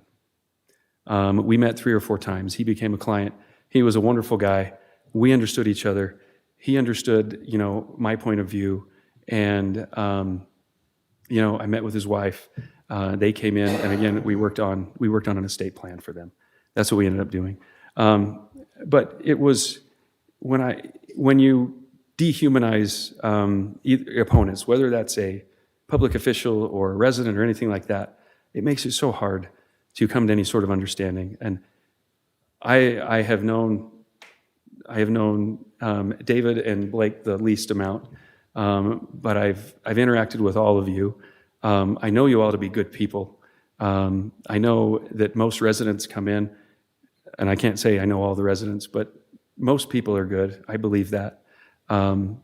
We just need to come to an understanding. Right now, I'm working with a couple of clients that the council members are at each other's throats, 2 of them, and they yell at each other every council meeting. And I've had individual conversations with both of them, and I've come to the conclusion they're both on the same page on 99% of the issues. They just have one particular issue and definition that they disagree on, but it devolves into a fight every council meeting. So we're meeting next week to hash out what the definition is so that we don't have to have the same argument. But everybody's on the same team here. Whether you're a resident or whether you're a member of the city council, you guys are volunteered to do this. Your pay isn't great. Does anybody think they're well paid for the time they spend? I see head shakings and nods. But you're right. You're here because you were willing to put your name into the hat, and so I applaud you for that. But just recognize, I'm getting preachy here, I know that, that you're all on the same team. Whether you're residents, you all want what's best for Fruit Heights. You may not always agree on what that is, but just recognize your goals are all the same. Okay, public hearings, residents. If you, You're right there, because last time we talked about this, are public hearings required to be opened by motion? Because we said they were. they're not. Okay. So they can be, right, but they don't have to be. I had a new planning commissioner in one of my cities, and they were elected to be the chair, and they insisted on opening everything by motion. And they asked, well, can I still keep making things by motion? Yeah, you can make things by motion if you want to. It's a style thing more than anything. The point isn't to open it by motion and close it by motion. It's just that the important thing is that it's opened, that people have the opportunity to be heard, and that it's closed. And so the closing doesn't matter if it's by motion either? Because you have both of those up there. Yeah, they are both up there. There's nothing, you can open them by motion, but there's nothing in state code that says thou shalt open them by motion, And what about closing? as long as they're closed. Yeah. So it's just a matter of if that's what we want to do or not.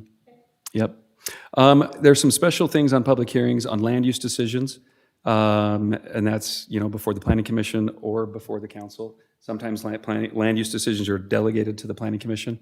If there is a public hearing, whether it's at Planning Commission or at council, the applicant has a right to be heard after the public hearing.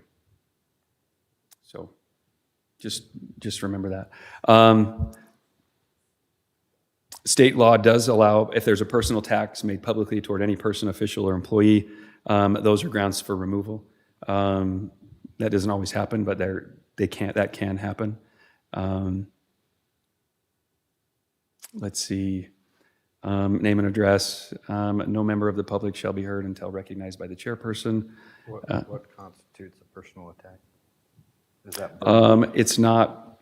Is that defined? Is that one of those questions? I can't define it, but we know it when we see it. Could that be a verbal attack? What's that? Could that be a verbal attack? That could be a verbal attack, yes. Okay. Yeah, yep. Let's see. Where it says speakers must state their name and an address. Uh-huh. Sometimes the residents will come and, because they've been here a number of times, they don't necessarily state their full address. Is that okay?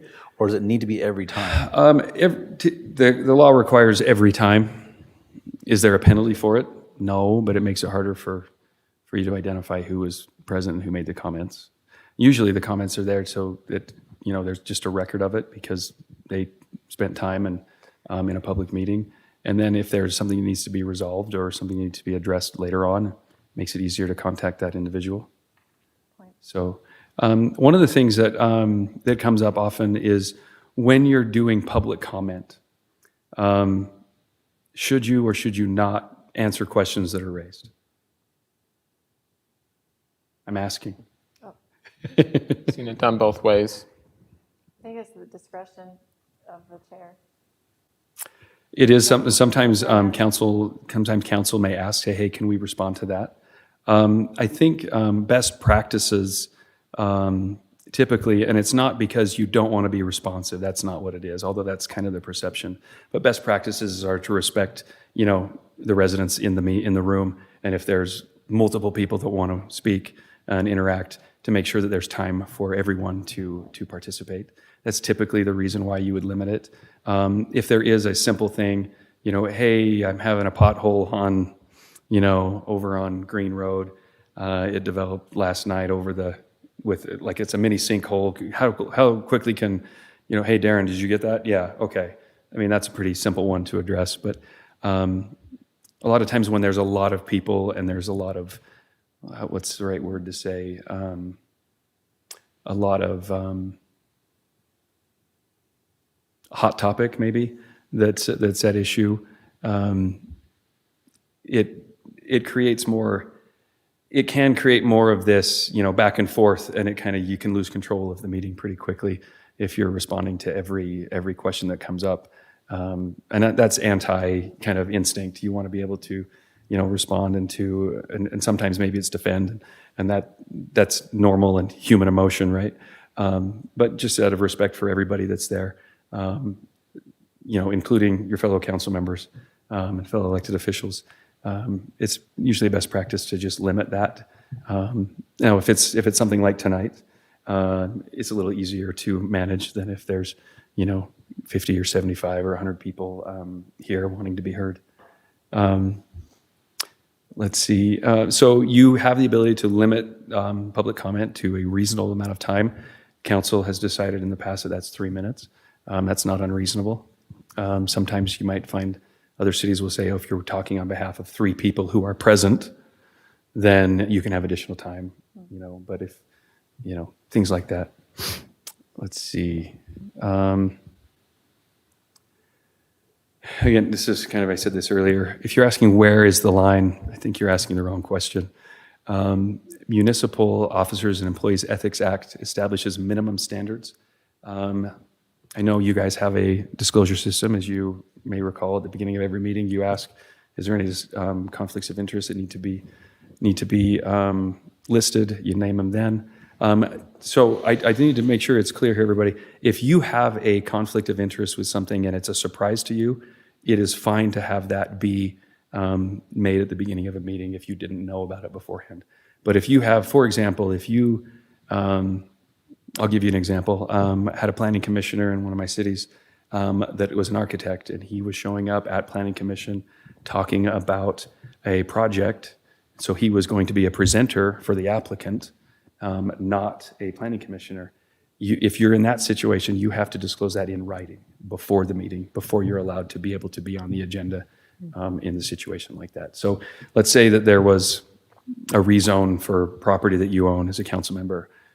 Do you have to recuse yourself? No. Would I recommend you recuse yourself? Yes. I'd recommend you recuse yourself and acknowledge in writing that you have that conflict of interest, that there's a rezone for property that you own, and do that. It's just, I'm telling you this, I stay clear of the line, and I will keep you clear of the line if you ask me. But that's kind of it. And the other thing that I think is important, you are not permitted to use your public office for a benefit for you, a family member, or people you know. So here's a kind of more regulated business in the city, you have to get written disclosure. If you're doing business with the city, you have to do a written disclosure. If you have a personal interest or investment that could be impacted by a city decision, you have to disclose it.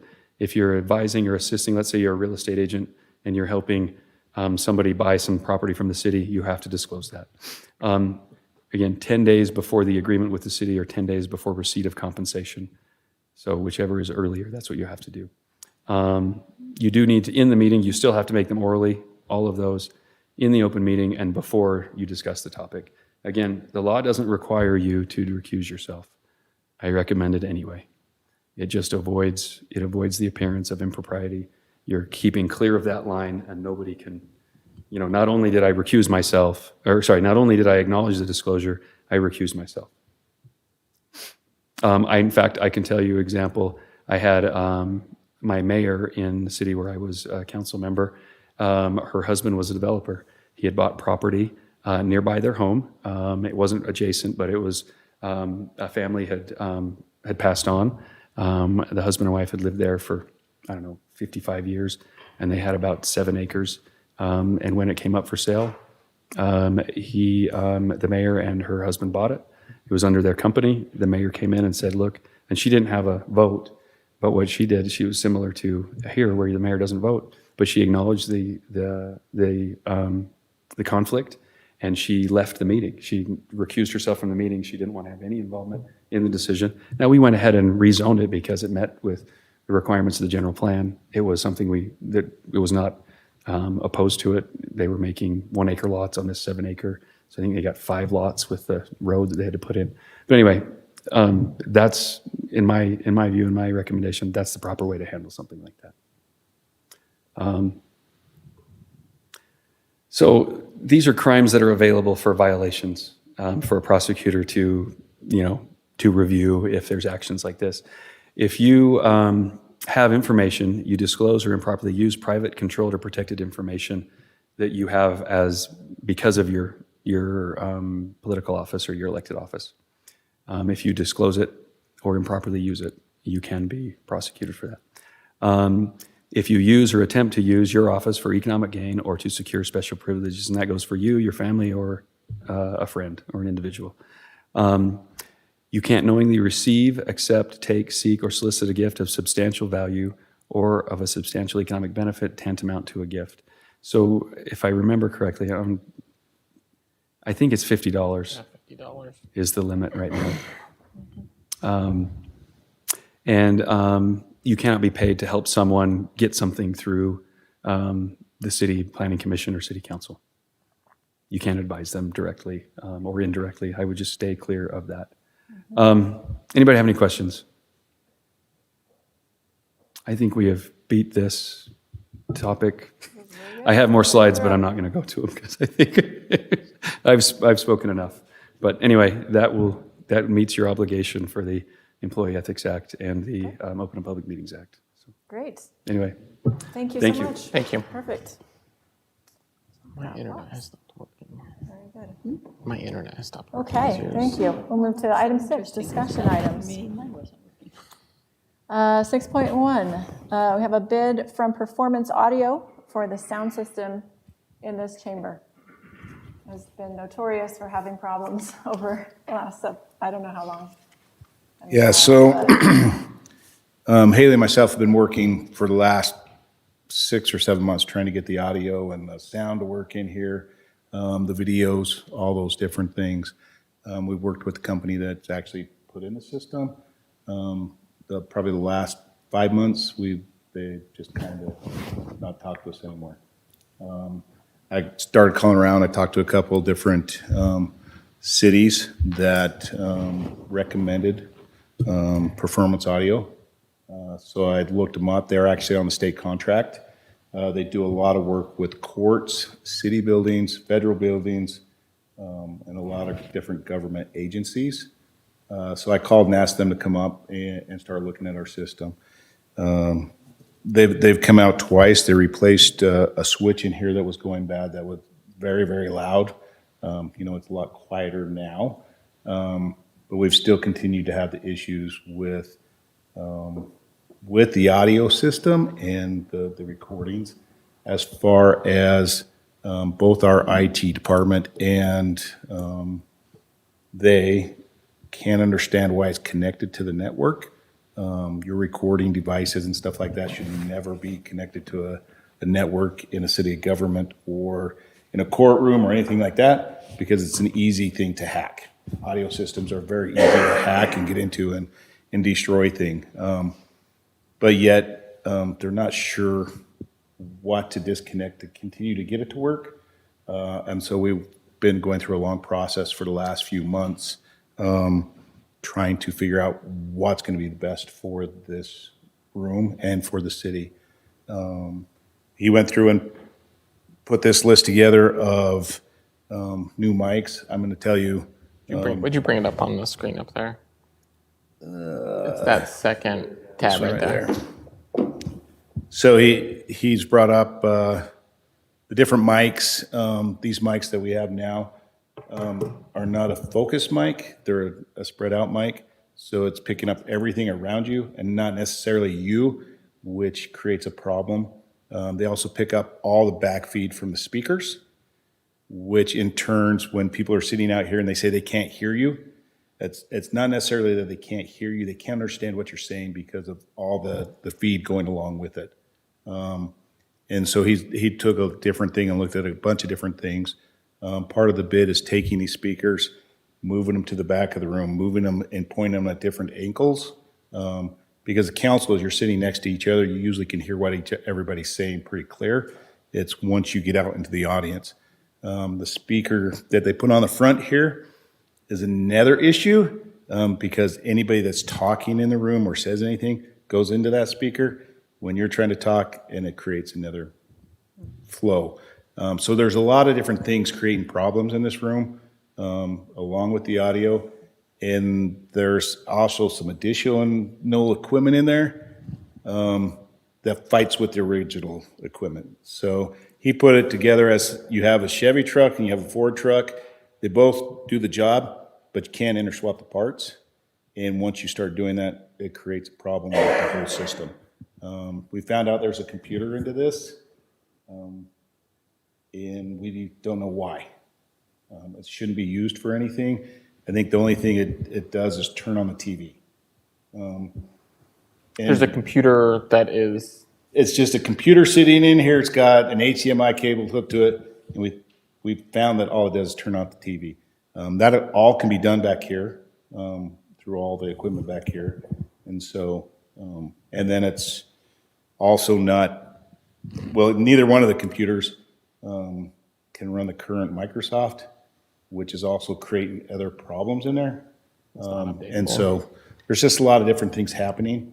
So my recommendation is to the council that we approve the updates for the council chamber to help with the sound, the audio, and also being able to send it out on the streaming services that we have, YouTube and those kind of things. And it is on the state bid, and so that's why I only have one bid. So is there no one else in the state that does it, or how does that work? Explain that, because that is going to be a question, is why would we spend that much money without having more than one bid in our hand? So part of the state bid is they've already gone out and they've gone to different companies and said, here's what we want to see for audio in courtrooms or in city buildings or in government agencies. And they've gone through and went through the whole process saying, this is what we'll do here, this is what we'll do here. And they've gone through that process. And so that's how they get onto the state bid. Is there more than one company in audio on the state? I believe there was 2 other ones, but this was the one that, as I called some of the other communities that they've done work for in courts, they highly recommended them. They said they've come in and done the work, and they haven't talked to them for 5 years, and their stuff still is working like the day they got it installed. And so I just was going by other recommendations and stuff on this kind of stuff. Did you call on any of the some of others? this equipment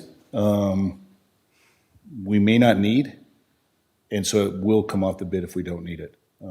I did not call any of the other ones. I tried to call like 5 or 6 places, and I couldn't get anybody to respond. Haley tried to call a few places. We couldn't get anybody to come out and even look at it. And that's when I started going through the state website to see who the state's using, and that's when I came up with these guys. So that's how we came up with this company. Having you call around to other places is very helpful. I have to admit that I'm wondering, how long have these guys been in business? How can we protect ourselves from, because I think we replaced a lot of this equipment literally 5 years ago, and it's really disappointing that we're still having this, I feel like the same. It is the same problem. And just looking at it, it's the company that installed it. And they said that the equipment is really good equipment. It's not like it's bad equipment. Instead of fixing, they're just adding equipment to it, which is creating more problems. And creating just that cross where it's not compatible, and those kind of things. There's a couple things we can't even log into to try to reset some of the boundaries, and we can't get the information to log into it. And is Do that we have any idea how long these guys have been? These guys have been in business for over 45 years. Okay, that's helpful. That's Yeah, good. They've been in business for a long time. That kind of. And that was one of the things that we looked at as far as when I was talking to these others. How was their response? How was their, these guys have been really responsive, just coming up and looking. They've been up here 3 times, hey, 4 times? 3 or 4 times, just looking and trying to help us get things kind of working. Yeah, oftentimes when you're a smaller job, it's kind of one of those things, it's hard to get Yeah. everybody to come and look at you Yeah. anyway, because there are much bigger jobs out Yeah. there to be had. And so, So we have some The really good follow-up was equipment that's one of the worthless, things, is that right? yes. With the previous contract, with the follow-up of service and troubleshooting has been really pretty. Yeah, even the company, we've had them come out that put this in.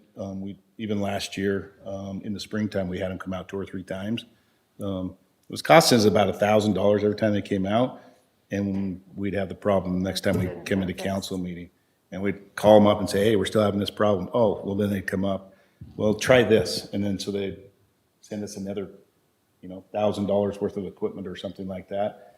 And once again, it didn't solve the problem. It's disappointing, yeah. And so it's just more than the equipment, it's where things are put and all those kind of things. So there's a lot to it, and moving wires and stuff like that's involved in this. So this bid is for a complete system overhaul, but Yep. if they can reuse some of the Yeah, equipment, they anything will. that they're going to be able to reuse or is still workable and they can get it to be compatible will stay here. We won't have to buy those things. And if I understand you correctly, what you were saying is that these microphones are not isolated. So they're picking up feedback from that They're as picking up well feedback as as anything everything else to the reverberating side, in the room. yeah. Okay. Yeah.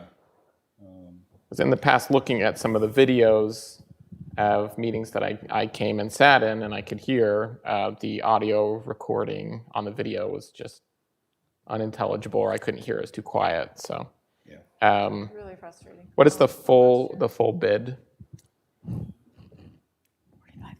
At the bottom, At the 45,000. 45. 45,000. So 45,000, 5777. Now, there is money in the budget to do this. Like I sent out, there's 2 different things. I did budget for some cameras for the city building and a couple other products.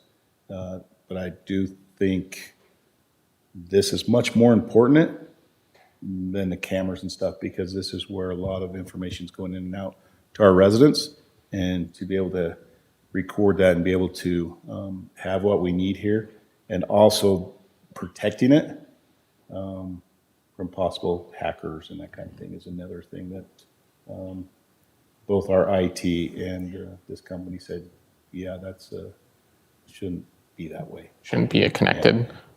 Is there a promise, or do we have from them a time period of that they will come out and address problems at no cost, warranty? or is it just installation, get No, things running, and then every time they come out, it's No, cost? they'll come out and they'll make sure everything's continued to working.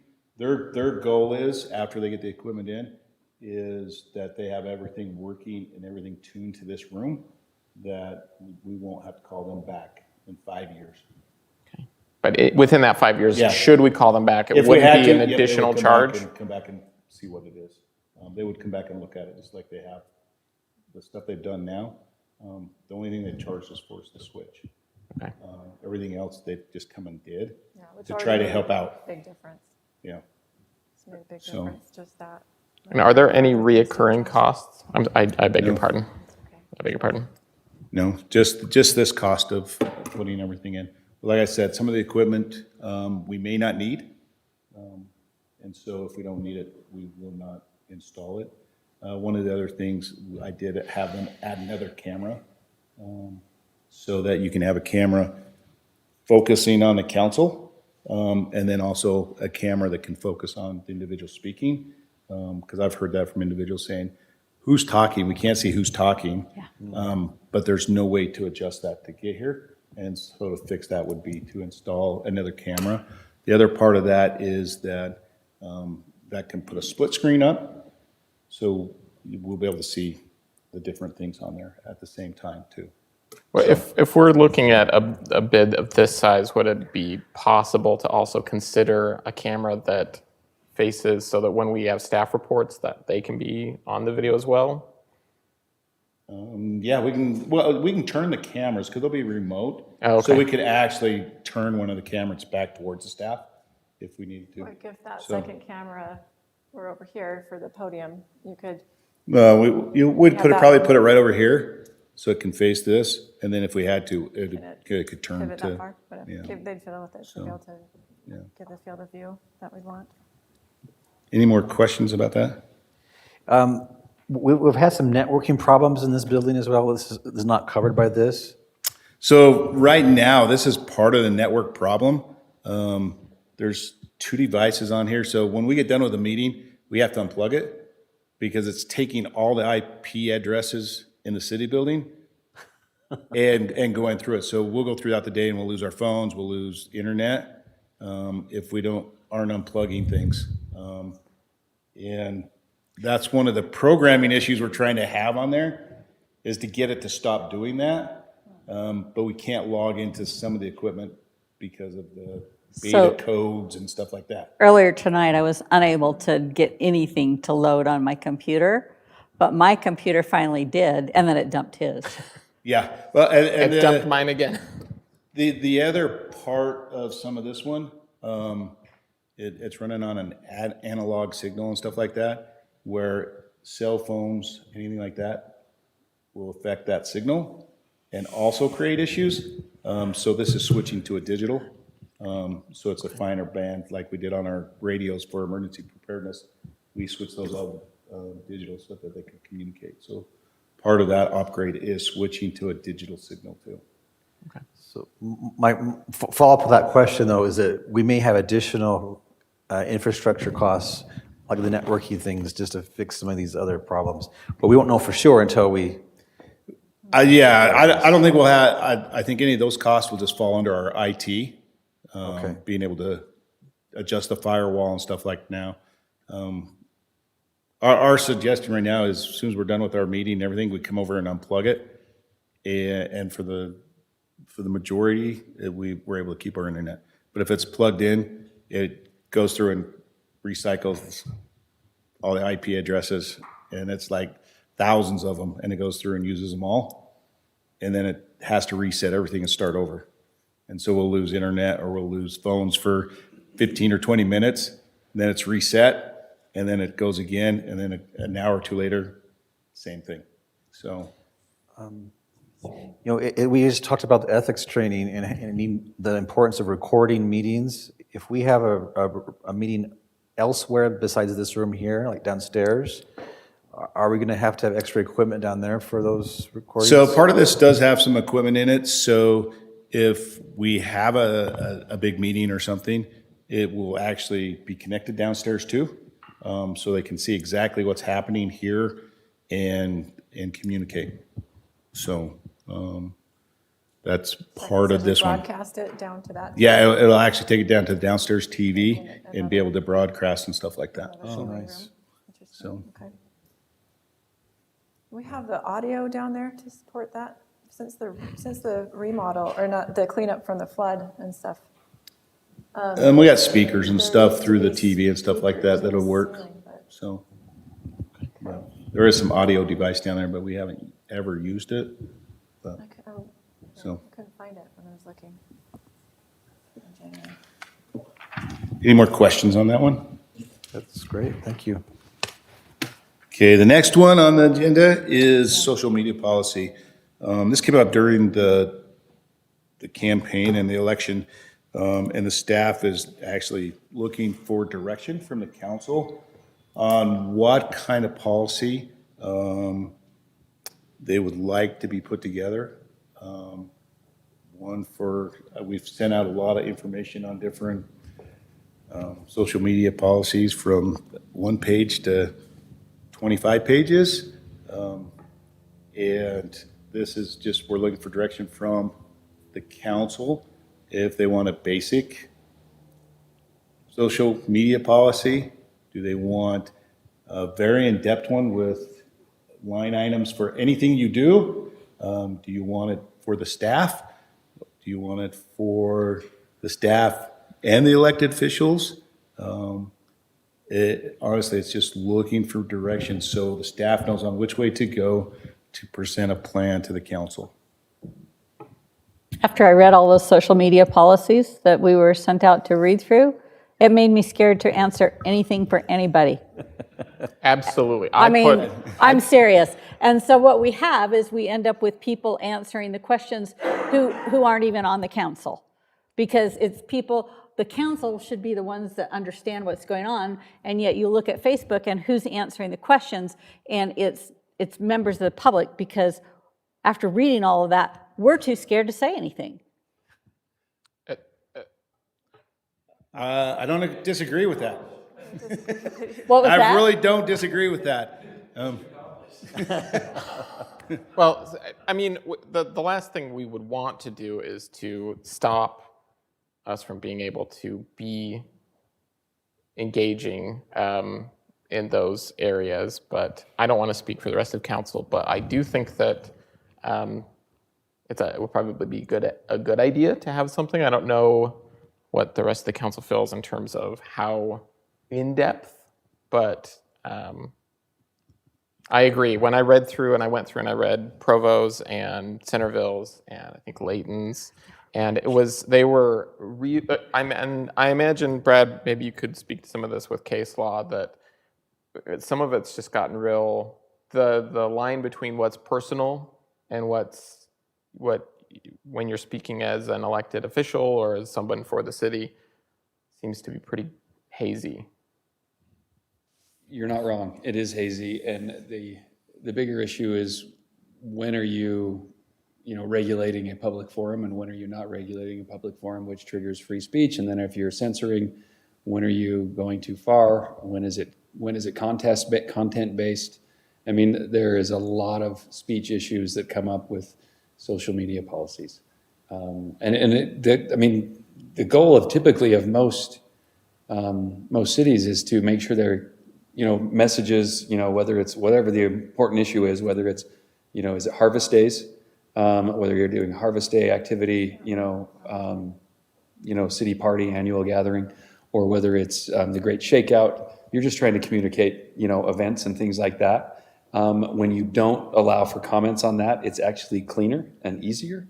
That if you just have a Facebook page that's for information getting spread out, and you're not receiving it back in, it's easier from a regulatory standpoint. You're not dealing with speech at all, because all it is a way for you to communicate important public events from the city. So if that's what the city council wants to do, as Darren and I talked about this, it was just the staff wanted to make sure that, I guess, that they had some direction from the council, so that if there's any concerns about how they're doing it, they just they can consult a policy and they know what the policy direction is from the council on how they should react to social media or deal with social media. And this is like, do we post, the only posts that we do are announcements like agendas, things like that, on a city-owned, city-operated Facebook page?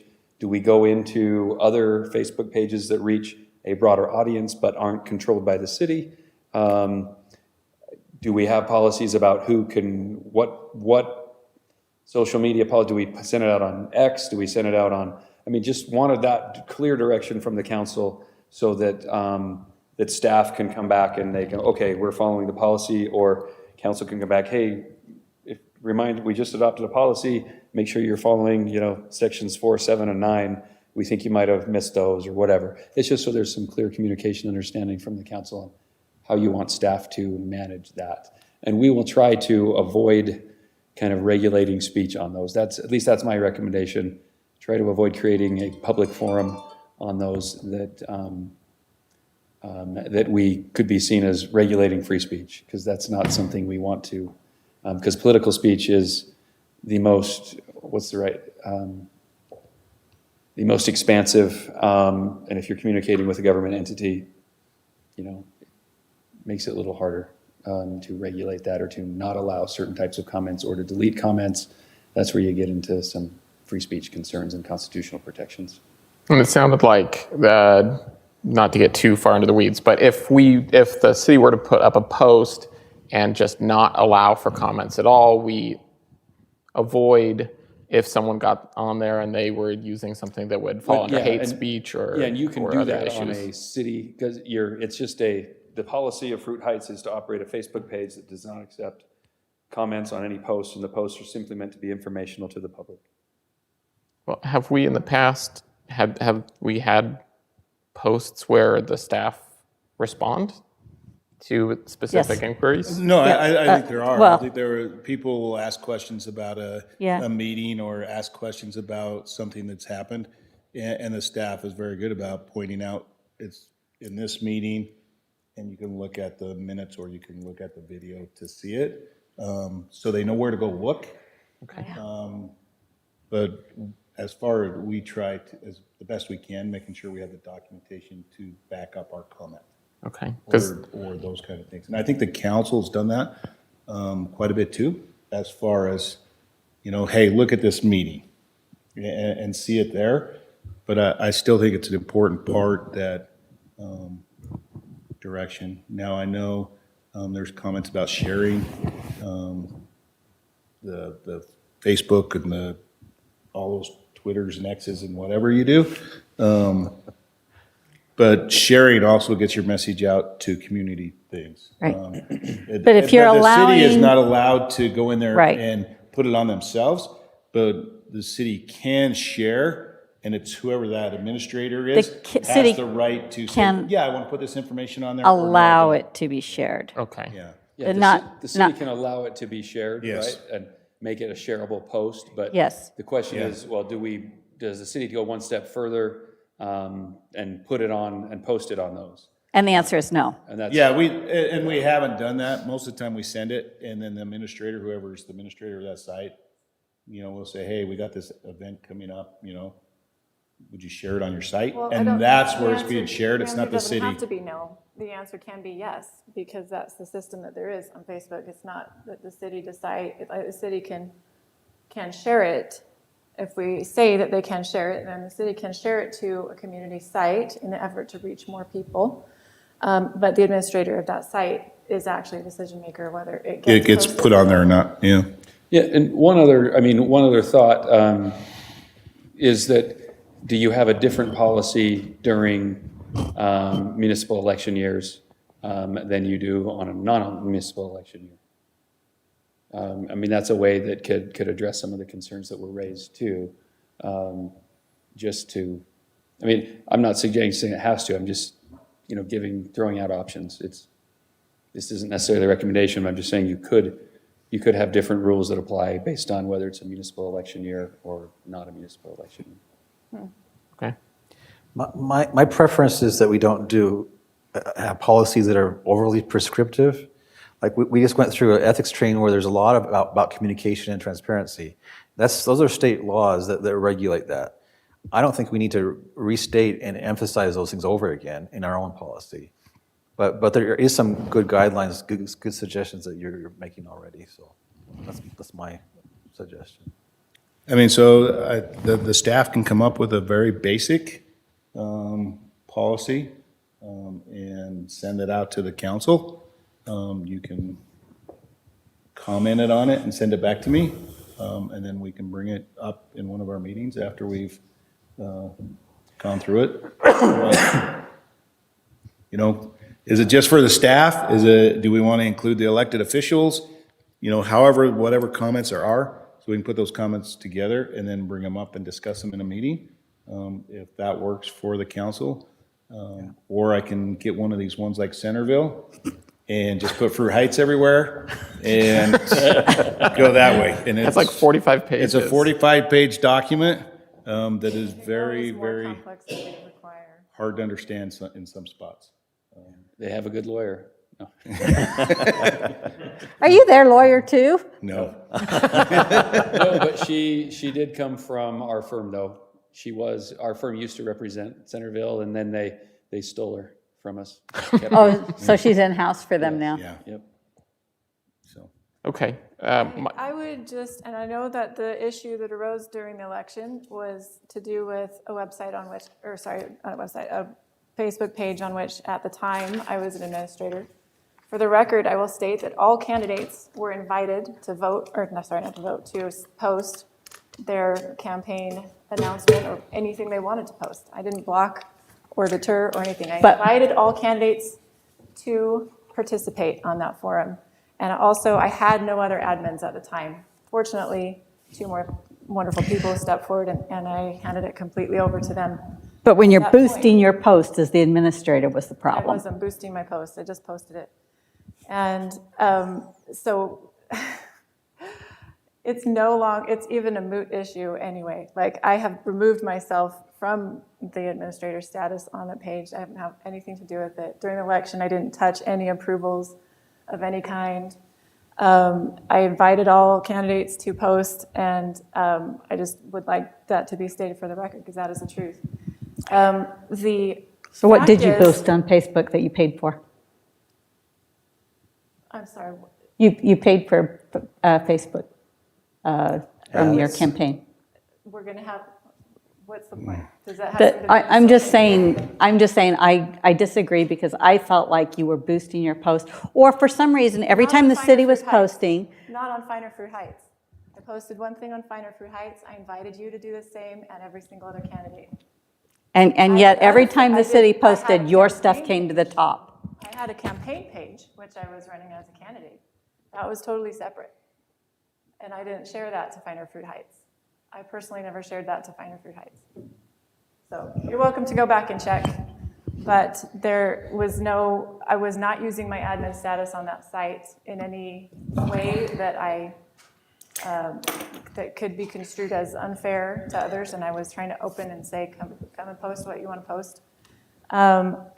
The whole thing is all in the past anyway. So the question moving forward is, why don't we use community sites to reach a wider audience when we're trying to be good communicators as a city, to get messages out, to get, to be transparent and informative and everything? When there are these built-in, networks out there, why wouldn't we use that?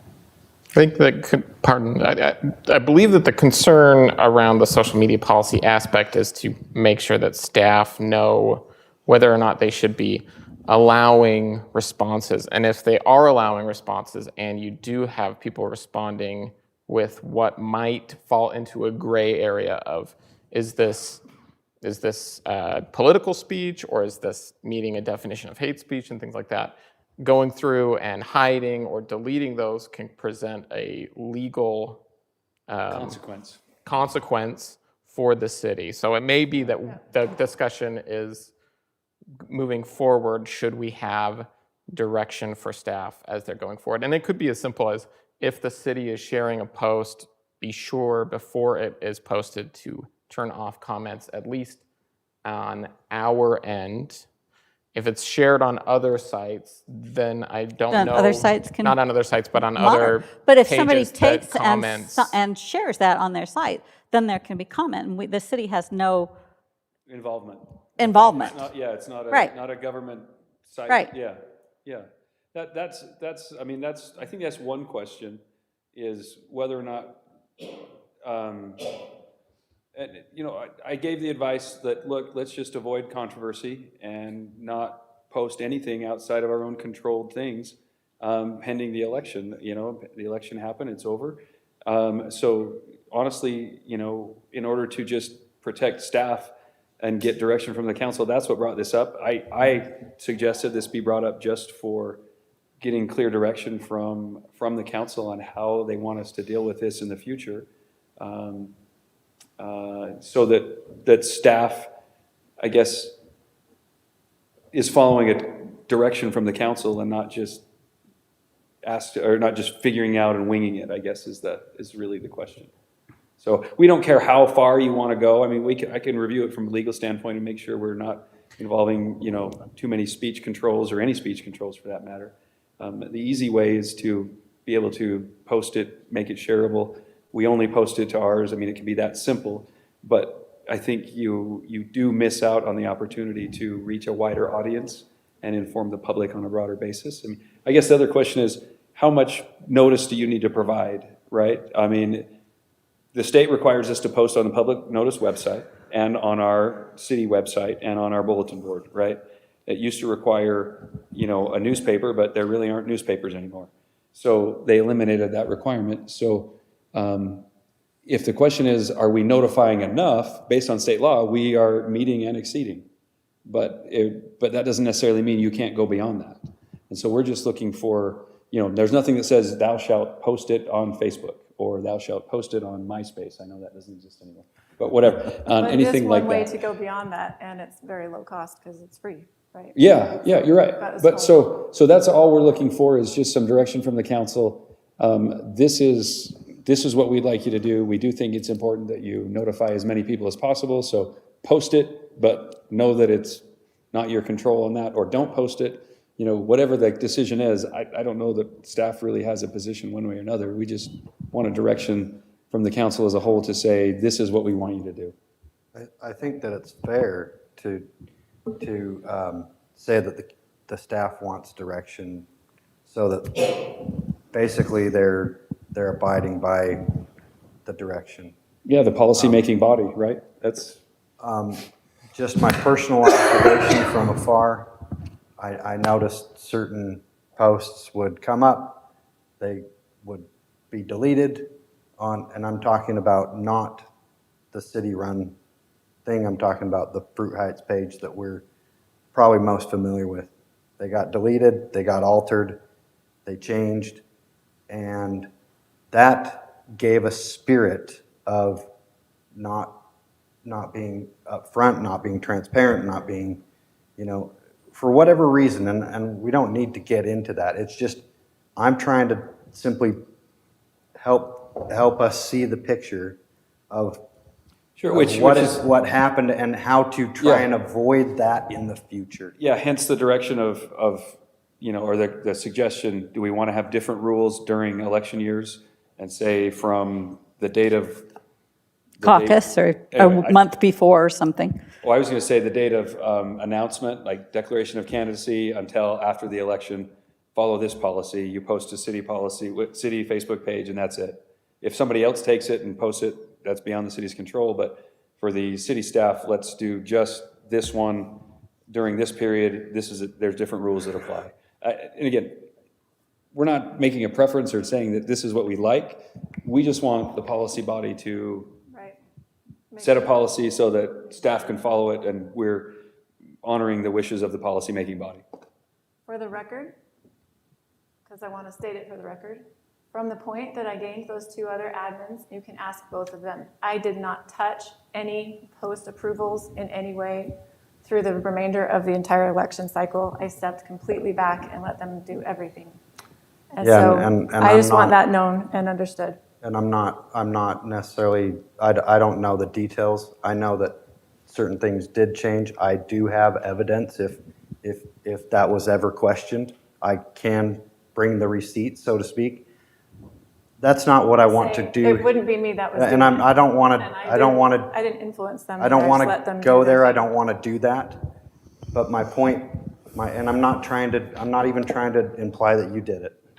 And that was never my intent. My intent here is to say that we need to consider this for future things so that we can just try and be most transparent, make it so that residents can trust what they see and that they don't feel like the city is mixed up in it, so to speak. That's it. That's my intent. So I'm not trying to. What are your thoughts? I'm not trying to imply that you Okay, were that's part fair. of that. So I'll accept that. What are your thoughts on utilizing those pages for getting city announcements out? Agendas, parties, egg hunt, everything that we put out there. Bridge runners. It's difficult for me because I just saw it change a lot. I saw certain posts change a lot, and they I'm got not sure altered, what you and mean by they upset a lot of residents. A lot of people, every time a lot of the council members would go to people's doors, they wanted to talk about not the council race, but the mayoral race, because it was very in the spotlight. So I don't know. Okay. I'm trying. I'm I not sure don't what you mean have by the post being answer. changed. I don't know what. I don't have the full answer. I'm just saying we need to be conscientious of that as we talk about this, as we consider what options we have. So right now, if it's shareable, the admins of any other groups can share that within their group, and they do, and they are. One does. Okay? So, But that's just us relying on one member of the community kind of doing that. Right. Because he's a good admin and he another does a great job. another idea is you keep saying this, notify me, and other communities are using that Yeah, to push that out. I definitely push that out. And then- Not everyone is on Facebook. Not everyone is on Facebook. That's correct. Notify Me is always going to be promoted. And so I'm not sure that it You don't get every matters single as much.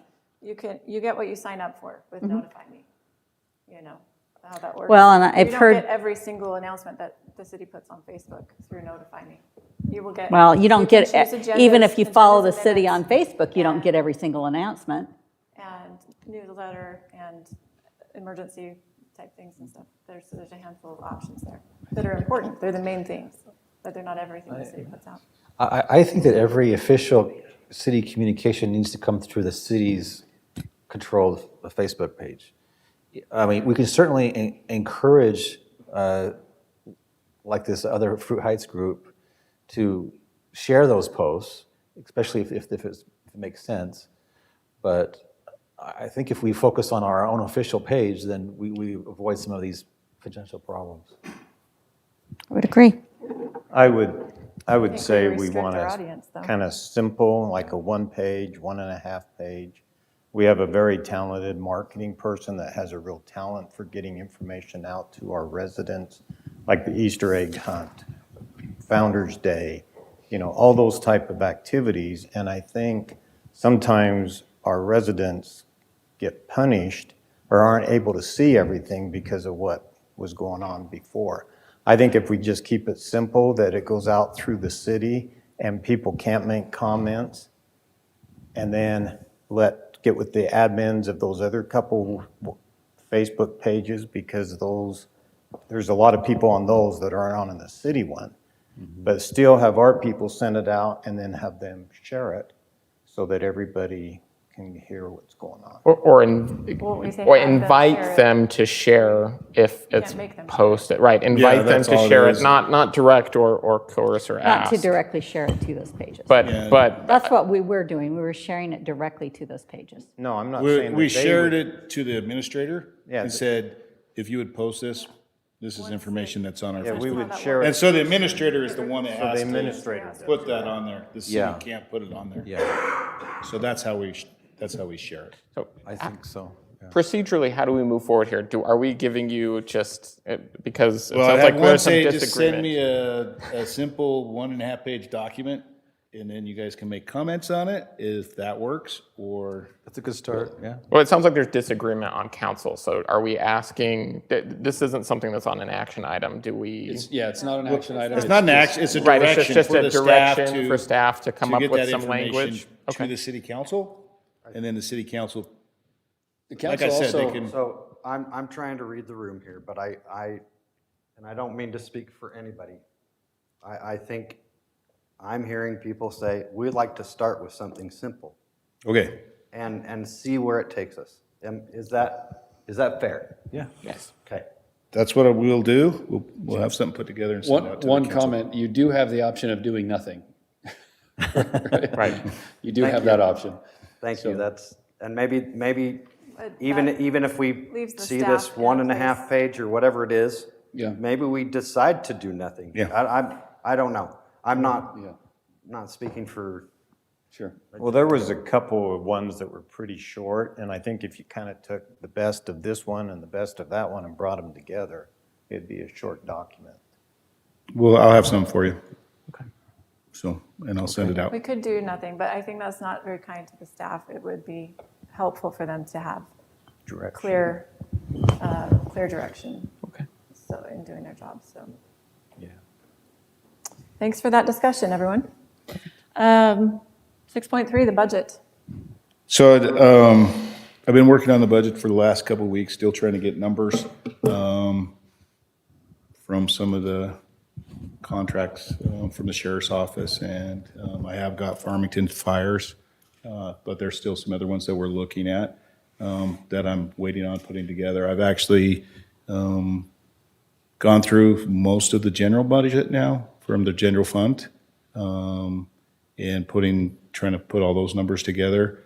It does look like we will need to do a truth in taxation to cover some of the increases to meet those costs. I just want to get that out now that people are aware that may have to happen as we go through this portion of the budget. A couple of things, like Brad said, there is a law that honestly sound like it will pass, that was it 15% of the sales tax money that city receive will be taken away and given to communities that have homeless shelters or those kind of things, which is a big hit to our budget. It goes almost $150,000 from our budget that we'll have to find somewhere to try to make up. So it's 15% of Our sales tax. our sales tax. Yeah. Okay. And so I will tell you, over the last 3 years, we've averaged just about 1,100,000. So you can see that's a big chunk that's going to be taken away from us.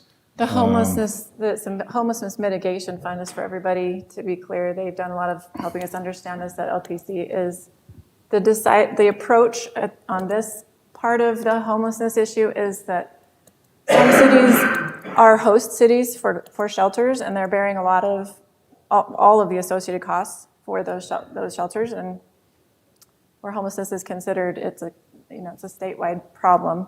And those costs are very significant for those host cities. And not every city is a host city. So you can either, if you're going to have no shelter or facilities that you provide in your city, then you're going to pay into a fund to support those who do. And so that the burden of that cost is shared. And that's the model that they're working on. That's the model they're going with. Yep. This year in the session is working out this way. This is not an ongoing 15%, because that whole policy is in the middle of evolving, so it will be something else. Yeah, it could be next session, something totally next different year. next year when it We comes have up. no So But it'd right just be now, for 1 year? They would mess with our budgets for Yes. 1 year? This is like a year of transition. They're transitioning the administrative of this from one department to a different department and putting a new person in charge of it. And so Call more. anyway, they're kind of in the middle of making new, and the campus that they were going to do in North Salt Lake, that's up in the air now too. They're not sure. That's not happening this year. That's not, there's a So- pause on that temporarily, or I don't know for how long, but the bill, this is one example of a bill that was full of a whole lot of stuff that got a lot of positive influence from the ULCT side, and this could have been a lot worse. As bad as it is, it could have been it was, much yes, worse. it was going a lot worse It than was originally a where lot it- worse for us. Yeah, So where it this ended, is where it's a lot of ended up money, at this but time. It was going to be a lot more, so. One of the other things that sounds like it will pass is the percentage that a city can have in their general budget as a savings is dropping down to 30%. 35. It just fell? Yeah, by one vote. Hallelujah. 97? SB 97. It did Oh, really. my goodness. Yeah. Wow, Yay. good. It went up. Sorry, Don't I should- clap too hard, because they can always bring crap back. Yes. That was the one I've been That losing was sleep. I've been losing sleep over SB They've changed 97. it. So. It's on its third or fourth reading, changing There might be another numbers and sub. stuff. Yeah, So we there got could Friday. I'm just saying, there is a lot happening in these laws this year that honestly has a huge effect on a community like Fruit Heights City. And it is going to be a very challenging year for budgets. I think one thing that is a possibility is another thing that the city council should look at is a franchise tax. We are pretty much one of the only cities in Davis County that does not charge that. But I think that's something that as they continue to change things and they continue to take away options, that may be the option we have to look at next. And collect that money. Just not a clarification, just a comment on that. One of the reasons that the municipal energy use tax as well as the franchise tax are attractive for councils, and I know they're not popular, there's no such thing as a tax that's popular, I recognize that, but they actually are inflation protected. Yeah. That's the difference, because it's an actual percentage of the income that, let's say, Comcast or Google Fiber or, whoever uses the streets for their services that they're providing, and the municipal energy use tax. It's also a percentage of your energy bill, right? Both on gas and electricity. Property tax, as you know, is not inflation protected. So you don't set a rate, you set a dollar figure, and then the county assessor sets the rate. Yeah. And typically, if you don't raise taxes, your rate goes down each year as inflation occurs. So it doesn't mean your dollars that come in change, but it just means you're not getting an inflation. And that's different than what the state has. The state has an income tax. And so if your income goes up, the state's income goes up. But as a city with the property tax specifically, and anyway, so that's just one of the characteristics of that. I'm not saying you should do it, you shouldn't do it. That's up to you guys to decide. It's just one of the factors to think about on it. So if we do need a truth in taxation, do we anticipate when we might hold that? I assume. So we'd hold it in August. There's a lot of deadlines that we have to meet as a council, and I have to meet to make sure Specified in state law. we hit all the deadlines to be able to even hold a truth in taxation. And even those were getting messed with this year, as far as deadlines changing and all that kind of stuff and notifications. But there is a process that we have to go through. And we'll begin that process as we go through this and bringing it up. So, Yeah, and we had talked about the importance of educating the public on what's involved in that, and I mean, if we give some quote of how much we're going to increase property tax, that's just the city's portion of the property. yeah, tax. it's just the city's. Yep, it's just the city's portion of the property tax. That's what we base ours on. Yeah. And it is recommended that you do a dollar amount, and you show what those dollars are going to be spent on. Yeah. And so you come out and say, our sheriff's contract is increasing, our fire's increasing. We have some other costs, we have some capital projects that are increasing that we want to get done. We show those line item as here's why we're doing it, and we do that as part of the education. So, but that's my budget report for tonight.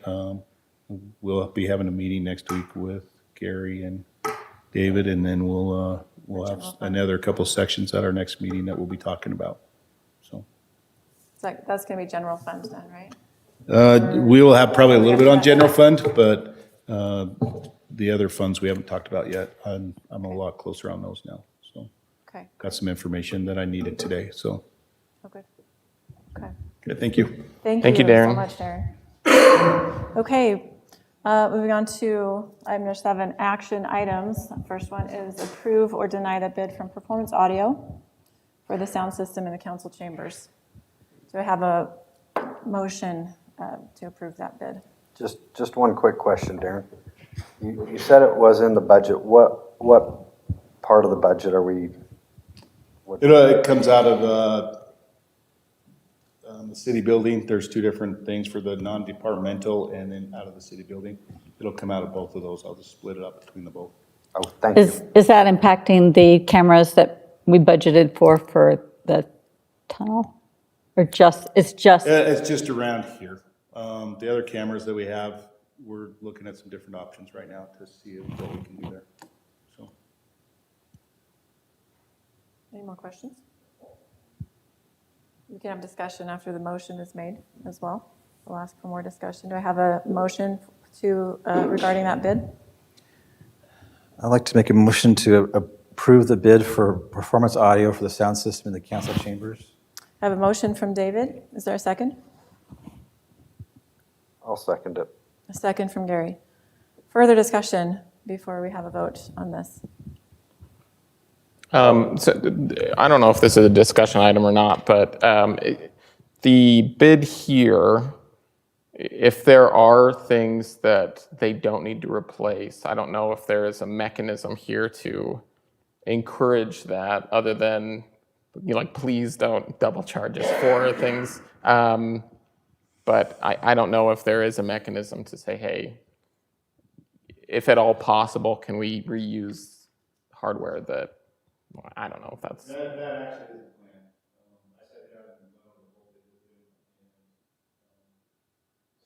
things he said he may not need to use, but he'd rather have them in his bid than trying to come back and have a change order because that piece of equipment didn't work. And that's why I said there's some pieces of equipment in there that we may not need if we can get things to work how they're supposed to. So basically, this is probably the high end. Yeah, this would be the And very it could top be end. lower It if could be they less can than find this as equipment. we go through the I think process. the other thing, if I'm understanding it correctly, we have a lot of residents that have hearing aids. And if you wear hearing aids, it's very difficult for anybody out there to hear anything. And if I'm correct, they'll be able to come in and then scan a QR code or something like that so that they can get the hearing through their phones, which works Yeah, really that's well. part of this one too. So I think yeah, that's a big benefit for, particularly for our older people.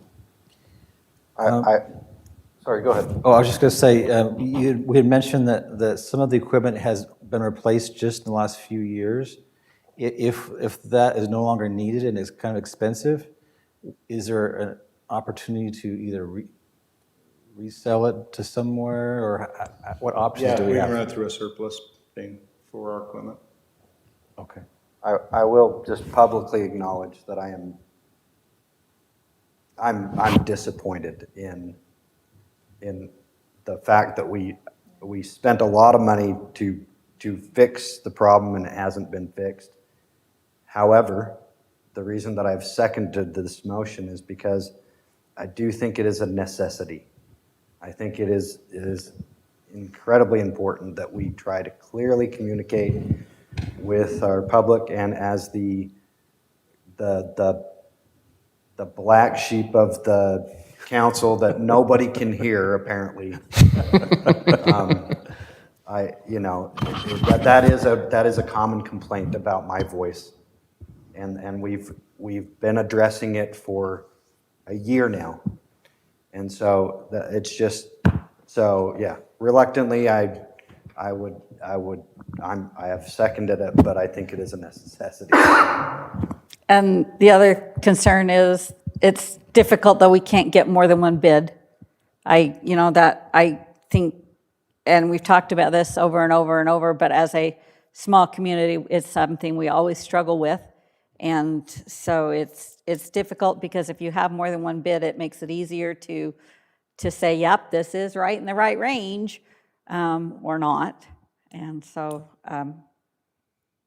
that part is hard also. But with that though, State contract. Yeah, but Does but that you said process there's work? more than one firm that's on the state contract as well. So, but when you go onto the state contract, they do a lot of vetting. I mean, you have to do a lot to get on there. And once you're on there, that makes it to where cities don't have to spend a lot of time because they should be able to trust the vendors and the pricing and the equipment that they've services and chosen. equipment Yeah. chosen, yeah. Because it's hard sometimes to get on those state contracts. I think that's part of the reason for small cities like us, it is hard to get many people to come. So the state contract is a helpful thing for cities like us. The pre-vetted those vendors. And in Yeah, some it is a cases, we're problem. It's getting hard. better pricing because we are so small. I bet if you went out and found some people to get the like thing, it'd probably be a lot more money.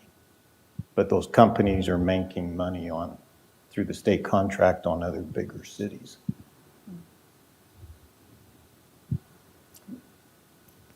Good discussion. Any more thoughts? Okay.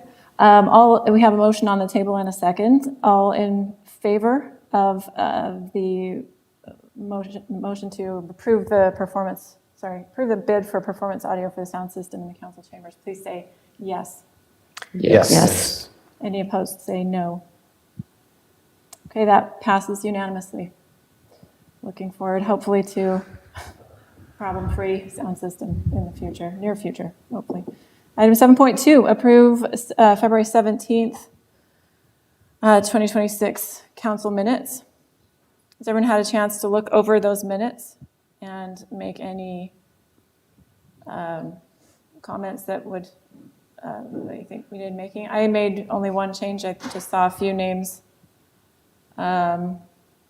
oh, it's not on there yet, of visitors that were not in the list, but were actually the ones, of 3 of them who did public comments. So I just added their names to the visitor list. They hadn't signed in. Maybe I have. Maybe it just hasn't maybe refreshed. It hasn't refreshed or something. I don't know. Mine's not even. Mine's been terrible tonight, so. Yeah. I also made a few corrections to names and spellings, so. Just because this is the only night mine's work. It's just portioned down, is what Anyway, it is. I'd make a motion to approve the city council minutes for February 17th, 2026. Seconded. A motion and a second. Any discussion? Was there any major changes that anyone made that we should all be sure to be aware of? I've mentioned mine. No, it's good. Anything else? Just small things, probably. Okay, and it's gone. Okay. I'm sorry. All in favor of that motion, please say yes. Yes. Any opposed, say no.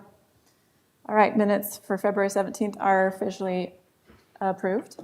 Item 8, no tabled items. Item 9, no past discussion items. 10, calendar items. We have moved city council meeting away from caucus night. Encourage all members of the public to attend their political caucus on the 17th. And council will instead be held the following Tuesday on the 24th of March.